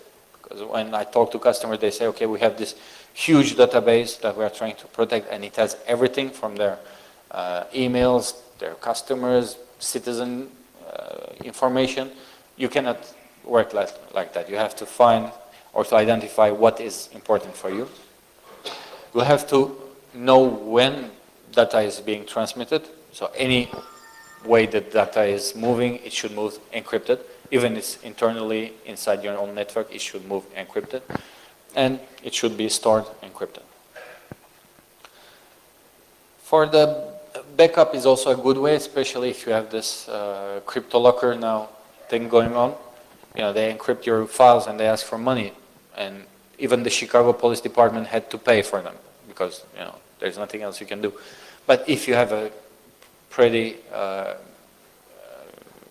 fresh backup, then all you have to do is format that computer, laptop, or whatever, and start it anew, because you won't lose data. This is what we are trying to do. So just to make sure that you have the right backup, it would be important. Understand the data and maintain, check backup logs, because we also see that backups fail and nobody notices that the backup failed. Yeah, and yeah, exactly. Do you check your backups? No? Okay. We have, it says pick the time and place for action. Yeah, it's important. So we just, if you think that you are not being attacked, then you are missing something. I had a government agency, a pretty strategical government agency, and the guys told me, we are not being attacked. And we have never been attacked. I said, are you joking? Because they don't have a system in place that tells them that someone is brute forcing their login, or that someone is scanning them. Since they don't see it, they suppose that nothing is going on. But we have to know that something is happening all the time, and we just need to be able to follow it and to notice that something goes wrong in a timely manner. One way to do it is with a security incident, event monitoring system, management system, whatever you call it, just to gather the logs and to correlate them. So one of the example I gave, the guy is working inside at the office, but the same user has also started a remote connection. So to be able to understand that, you have to have a log saying that, okay, this guy is logged in from the keyboard, he's inside, and you need also the logs from the VPN saying that, okay, this user has started a remote connection. And it's when I can have access to both of them that I can correlate them, that it starts becoming interesting. Otherwise, we are just lost in the sea. Yeah, we usually spend all our money here on detecting something, on trying to, we are spending money here on preventing. We should start also spending some money on detecting. So defining log collection policies, consolidate and transform logs into information that I can use is important. Yeah, log management is boring. Yeah, there's nothing we can do about it, but without the logs, then we don't really know what's going on. Yeah, my management in one of the reports says 200 plus days. As I said, the longest I've seen in one report is 2,982 days. Harass the opposition. So the guys we are trying to protect, in fact, they want to be protected, right? They want to use Facebook, they want to go to YouTube, they want to click on any link. And if we have such a triangle, we are trying to make them as secure as possible. But if the more something is secure, the harder it is to use, right?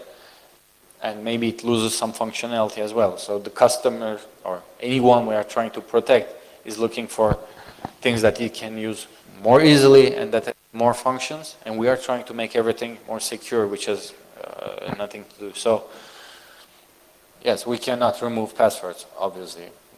It would be nice, just to turn it on and start working, but we cannot do that.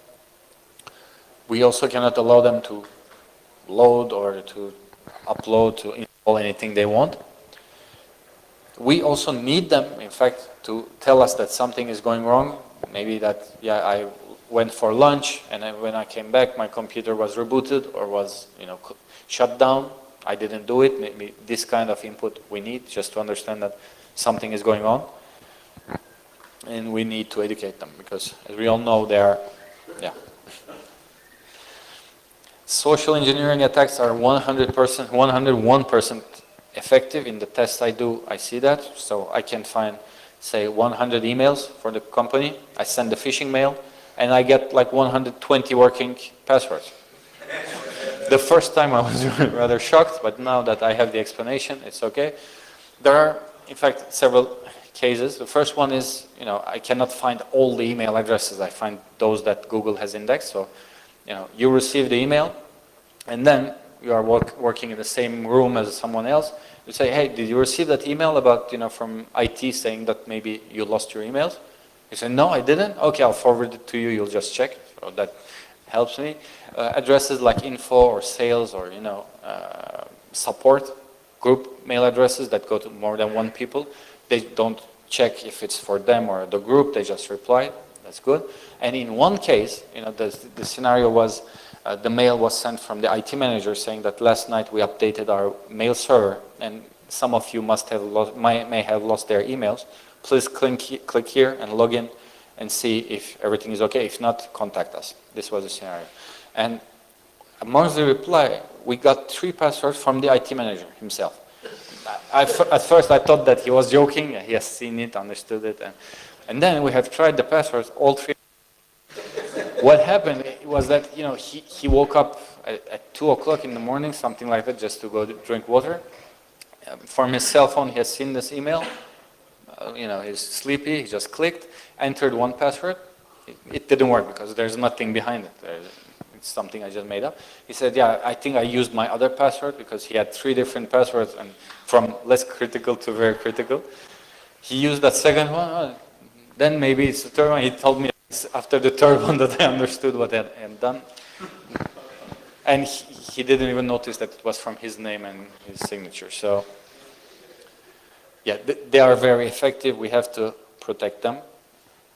How do we do it? Well, we avoid automatic replies like I'm not in the office, and we educate people.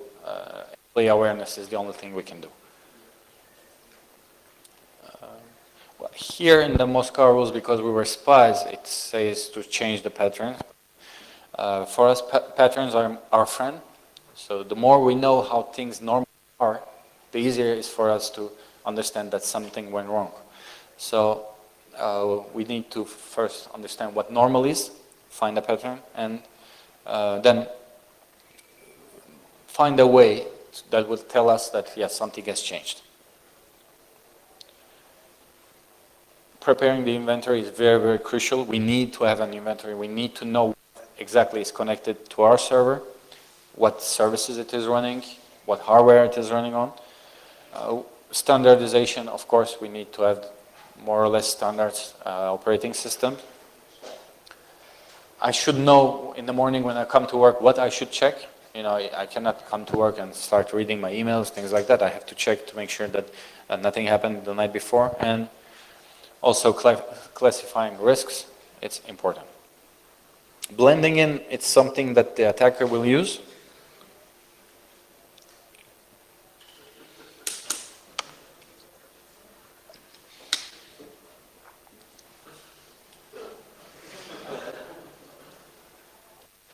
And the example we have seen, you know, it looks like a DNS. For us, it's normal. We don't check DNS traffic because it's not HTTP. No one will attack us there, but we see that it's a traffic going out. Well, we also need to know our, again, as I said, what normal is. So our normal bandwidth usage, CPU usage, the ports that are open in the network, inside and outside, the applications we are running, and we need to find a way to tell us that things have changed. I'm saying we need to find a way. There are, of course, commercial solutions. I'm not trying to sell you any commercial solution. That's why I'm saying you have to find a way whichever suits you. You can go and buy a commercial solution. You can adopt an open source solution. You can just write a small script that will go from system to system and check whatever suits you. It says that you are never completely alone. In our case, yes, we are always under attack. Numbers are huge. The US Department of Energy says that we are attacked 1 million times a day. Deutsche Telekom is at 1 million. I think that's the 1 million that they can only see. I would suspect it's more. If we'll leave aside basic Nmap scans, we know that people are constantly attacking us. So if today, as the guy in charge of security or IT, you think that no one is attacking you or you cannot see who is attacking you, then you have a huge problem. Of course, indicator of compromise, just went around, things that will tell me that something is off, something is wrong. This is, again, the same list, just to make sure I didn't forget anything. Port and protocols that don't match.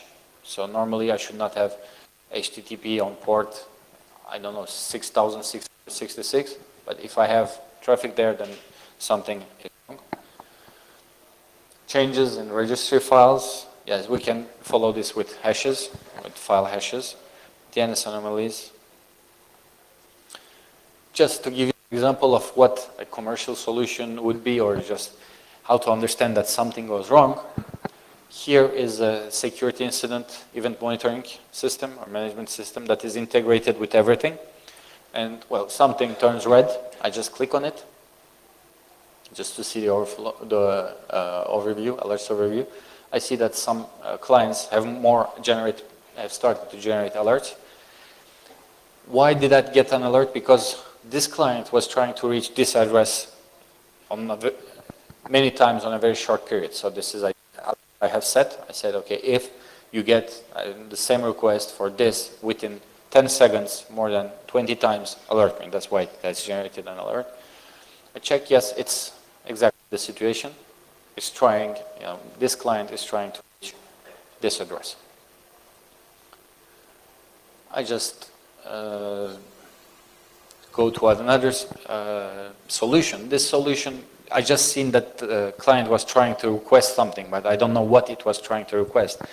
Now with this solution, I can see the packet itself.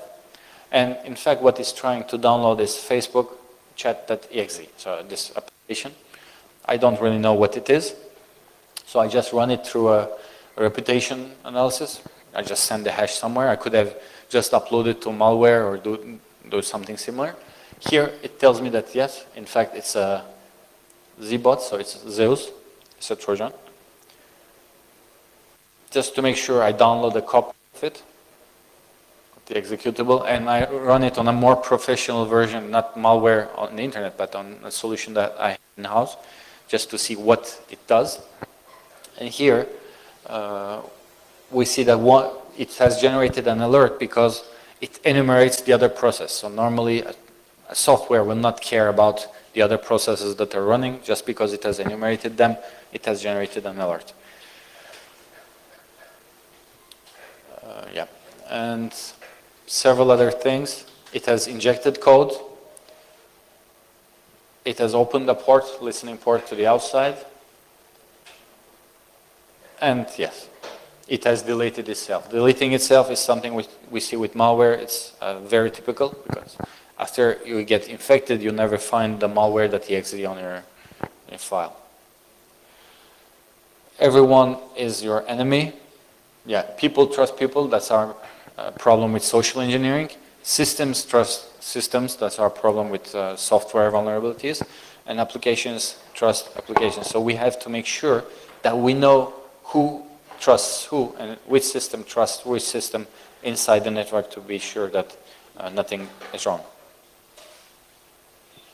One example I've seen in the test, they had an antivirus that checked for updates, and it was installed with the domain administrator credentials, and every time it checked for updates, it sent that password clear text to the server. So we were just only able to listen with Wireshark, intercept it, and go ahead from there. You should not have any machines on your DMZ that uses domain accounts, and no one should access databases without authentication. If you feel that something is off, yeah, it probably is. Things change all the time, so you never know where you will have this vulnerability. Once you have the vulnerability, you have to decide if you patch it, you let it be, you update the operating system, you remove the machine. All these are decisions that you have to take. You need to know what's changing and how it's changing. Again, I was with a customer. One of the juniors working with that customer comes in. He says, yeah, we need a firewall rule. He says, yeah, okay, what is the firewall rule? Any to any allow, okay. I'm just, what are you doing? Oh, they are testing a new software, maybe we'll buy it. It's a demo, so they need this rule. So you need to make sure that firewall rules or anything doesn't change just because someone is testing something. You need to have a written procedure for that. You need management's approval just to make sure that everyone takes responsibility. And of course, all these should be documented.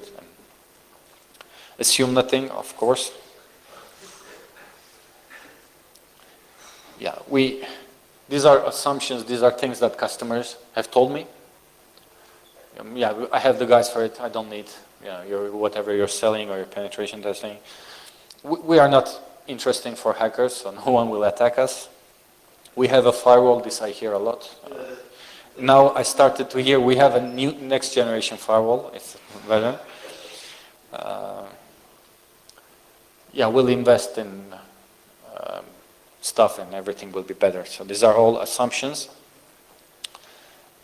But we cannot go with assumptions, we have to check. And one of the checklists, we will just go over the SANS checklist.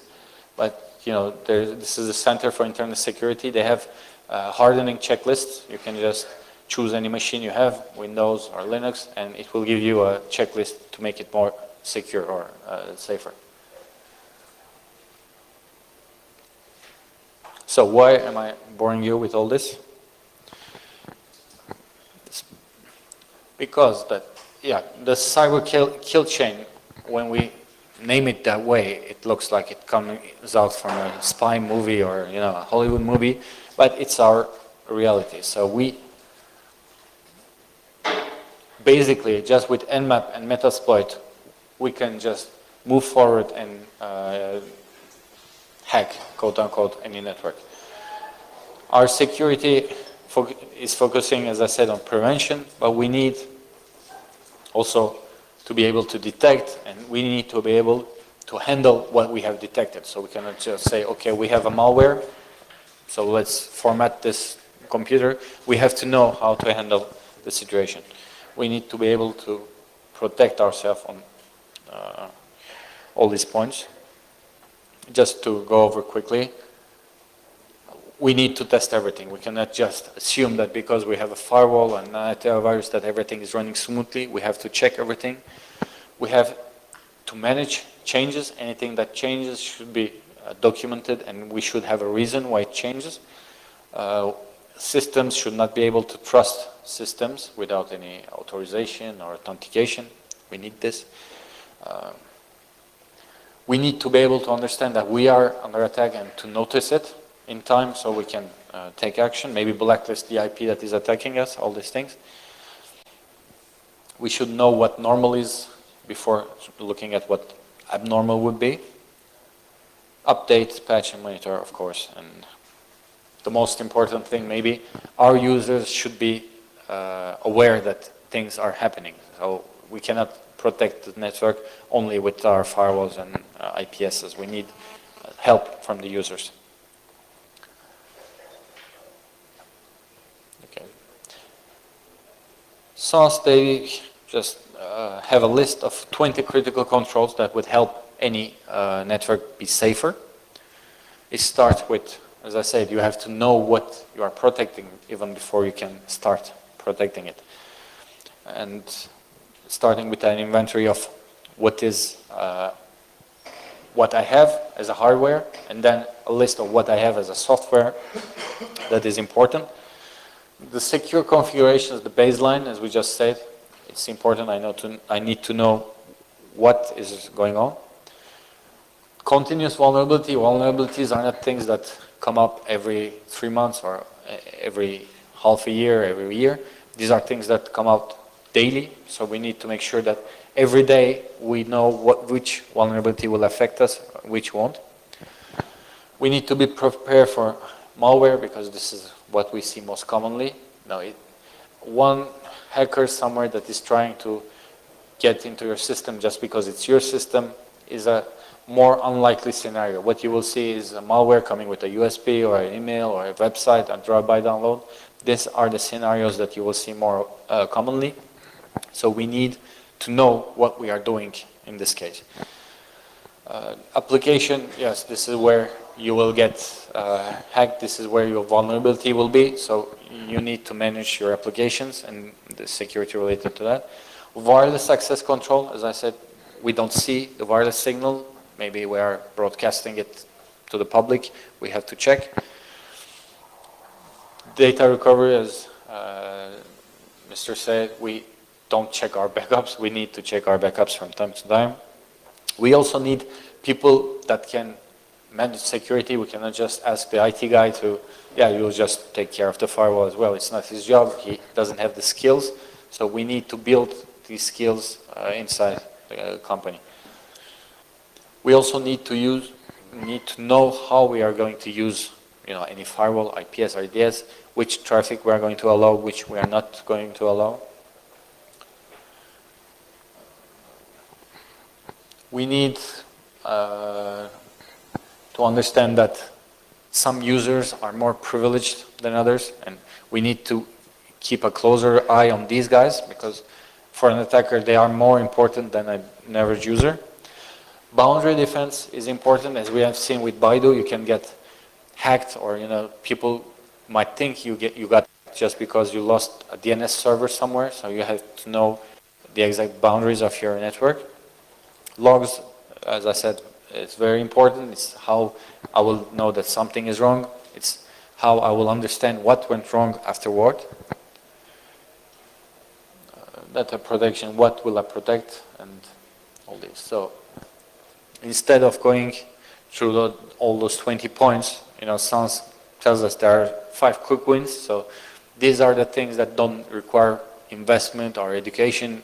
You can just go tomorrow morning at work and do this. It will help you increase the security of your systems. Whitelisting, of course, application whitelisting, just to make sure that you know what software can run on your network. So if I'm downloading a backdoor, it should not be on the whitelist, so it will not run. So this is the plan.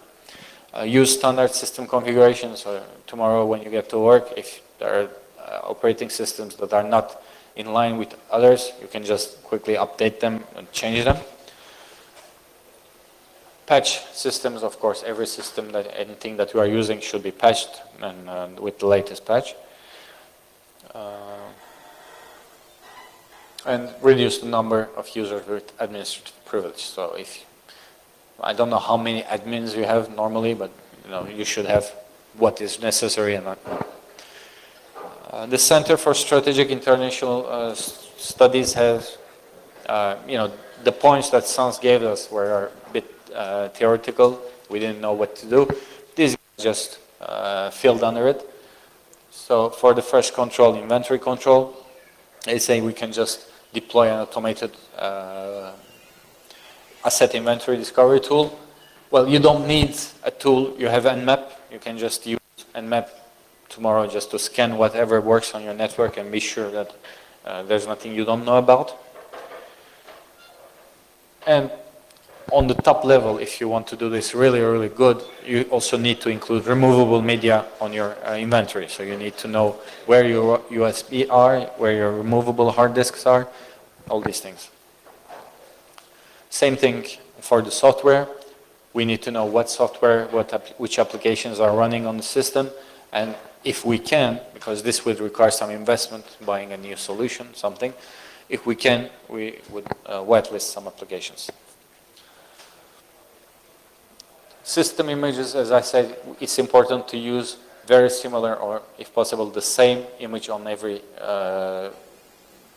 hardware that does the same thing. So I should have a baseline for my Linux servers, I should have a baseline for my laptops, a baseline for my desktop, and I should document it with the security settings and make sure that this is a pretty secure configuration. And also, if I want to do this really good, I can just take a sample every month and run some tests on it to make sure that, yes, this image is still valid. Same thing with the firewall, router, switch, everything that I'm using on the network. It's not only laptops and servers. I have also other devices running on them. Yes, I need to know what I'm doing. And also, most of the devices today come with IPv6. So it's very common for us to find a firewall that has gotten an automatic IPv6 address and no one knows about it. So it's reachable from IPv6, but no one knows that it is, and there are no rules for IPv6 on it. So we should not forget about this as well. It's good. I will put these slides online, so you don't need to write down. We need to separate our DMZ from the rest of the network, so we should know that the DMZ, a web server typically on the DMZ might be breached. Someone might install something there, so we need to make sure that the segmentation is done correctly. The logs, as I said, from time to time we should also nobody checks the backup we said, but nobody checks the logs as well until they need it, and when they need it, they see that it doesn't work. If you have some money to spare, you can invest in a security incident event management solution. That would be a good investment. Web application firewall, yes, we have seen that, especially on the first day, that normal firewalls do not protect us from attacks that are targeted toward web applications. So we need something that understands that these attacks are coming. And also, if we are developing a solution in-house or we have ordered something, say we are buying especially a custom accounting software, we need to run some tests on it. Administrative users are the one that the attackers will go after because they don't care about the user. If they can get the domain admin's credentials, that's more interesting. You should, of course, this is textbook, but nobody should be using default passwords or usernames on any device. It can be a network device, it can be a laptop, no matter what it is. It can be a software, no default passwords. You need to be sure that people are using, because you have to accept that if we say we publish a document saying that you will, from now on, you will use secure passwords, and it will have a capital letter, a capital number, it will have a special character, and all these things. If people can use 1, 2, 3, 5, 6, they will use it. You know, with the Ashley Madison leak, you heard about that? They have looked at the passwords, and the first 3 passwords are 1, 2, 3, 4, 5, 6, 1, 2, 3, 4, 5, and third one, password. So these are the most commonly used passwords still. If you give people the opportunity to do so, they will use these passwords. So you have to make sure that something forces them to use these passwords. You need to understand where your data is, your sensitive data, because this is at the end of the day what we are trying to protect. It can be customer information, it can be credit card information, whatever it is. And from time to time, you should create just a test user for yourself and see if you can go to places where the normal user should not go. This is a test you have to do. Vulnerability scanning, yeah, every day, if possible, every week, worst case, every month. There are, as I said, some open source solutions, so you don't need to pay money, you can just download one and start running it, or you can invest in a commercial solution as well. Ideally, you would need to automate all this patch management and updates, but well, this would be ideally, of course.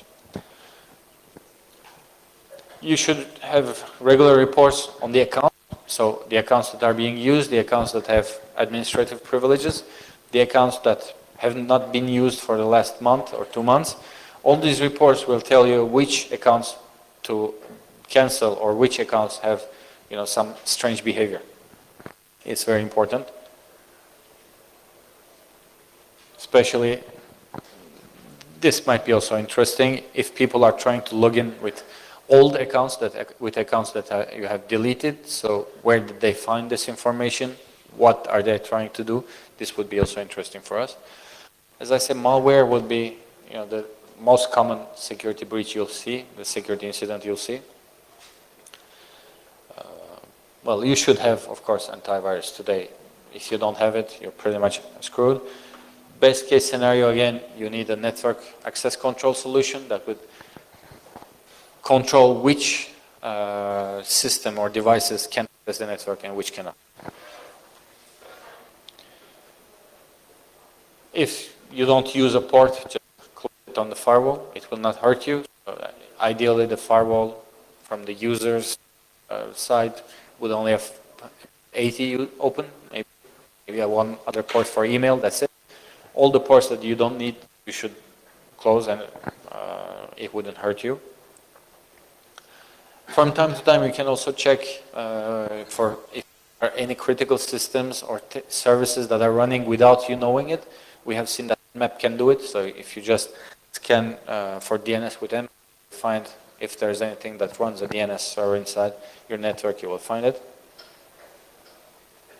Wireless control, yes, we have to first understand the perimeter of the wireless. As I said, you don't see the signal, so you don't know where it is going. Are you broadcasting too much or too little? And also, if there's anything you are not using, for example, you can disable Bluetooth on all corporate laptops if it's not something people use. So anything that you don't use, it's good to have it turned off.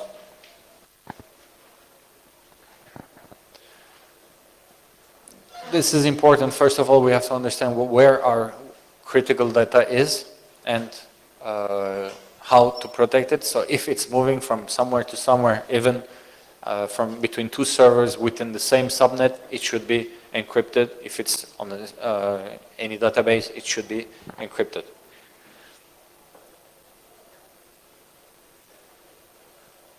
With the Ashley Madison hack, I think the passwords were kept encrypted, and it took them 10 days to break 11 million of them. So even encrypted is not a perfect solution, but it's much better than to have them clear text. Security, you need some security or secure network engineering, you know, to design and plan everything as it should be. This would take some time. Yes, penetration tests are the only way we have to understand what is going wrong or what is going on the network. A firewall will not tell us. The antivirus will not tell us. We need to check it. We need to develop incident response capabilities. As I said, yes, you find a malware. What do? Do you unplug the Ethernet cable? Do you turn it off? Do you format it? Just you need to know what you will do. And something else, people working with you, working with inside the company, should know who to contact about what. I have customers that have very good incident response team, but no one working inside that company knows about them, so they don't have a way to report that something is going on. You need to make sure that people know that you have this capability as well. Checking the backup, as the gentleman said, yes, you need to be able to recover from whatever data you lost. And ideally, you would not lose any, but if you do, you need to be able to recover and train people. Yeah, it's a rather long list, but just if you have, you need the most important things from today are these 5. So application whitelist, this you might think of it as you should know what is running in the network, the standard configurations for your server, your clients, your network devices, patch and upgrade, whatever you call it, your software, and reduce the number of users with administrative privilege. This would be just the gist of it. That's about it. If you have any questions about the boring job of information security management, I can try to answer. If not, thank you very much for listening. Yeah.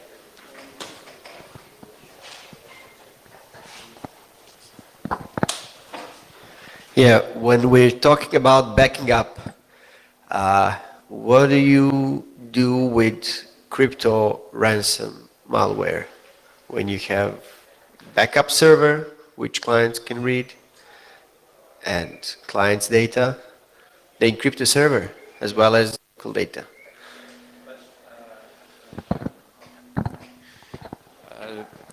So in one case of CryptoLocker, I had the customer who had plugged in a removable disk to the server to take the backup, and this was encrypted as well.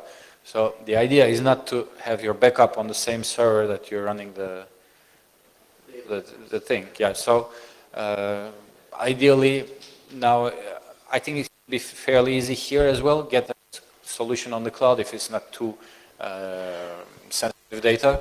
If it's a regular corporate data, you can just rent some server on the cloud and send it there, so it will be separated from your network. But for the CryptoLocker, as I said, the police had to pay, so all you can do is format it or pay. If you don't have the backup, you have to pay. That was the question. Yeah, well, we used previously with DFS, so we take snapshots. Uh-huh. But even snapshots are finite in space. Yep.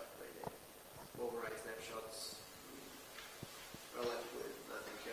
We have secondary backup. Ideally, you would have a secondary backup anyway, so for your daily backups and maybe long-term backups, because as you say, the disk fills up pretty quickly if you are having the backup regularly, so you need to manage it. And the solution is not to constantly invest in new hardware, obviously, so how long do you keep the backups?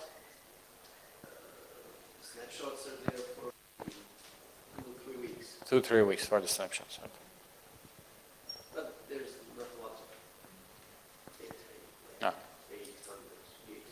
800 gigs, okay. So it's still manageable. You just need to separate it from the whatever network it is on. Yeah, I can upload it to Yeah. cloud. That amount of stuff.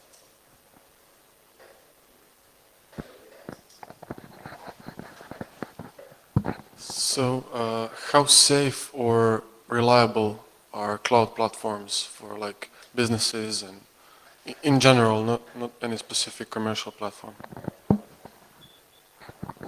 I would say it depends again on the platform, but if someone is running a rather decent cloud service, I would say that they are more secure than anything that we can do, because they will have a better investment in security, they will have people monitoring security. So the idea is that, or my feeling is that a well-run cloud service is safer compared to any corporate network or medium-sized corporate network. Of course, you have things that might be better, but if you have a 300, 400 people, small, medium company, then sure the cloud would be safer compared to your own network. Sadly.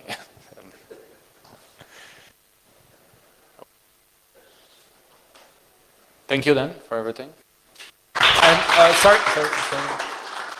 Anyone remembers anything from yesterday? What was it?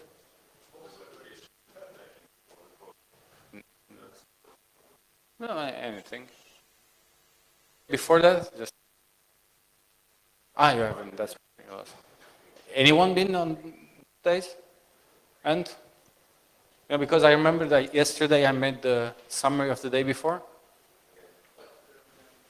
No? And the summary was? Yeah, good. I thought you would never ask. So if you could just, pass them around. Just open it, take one.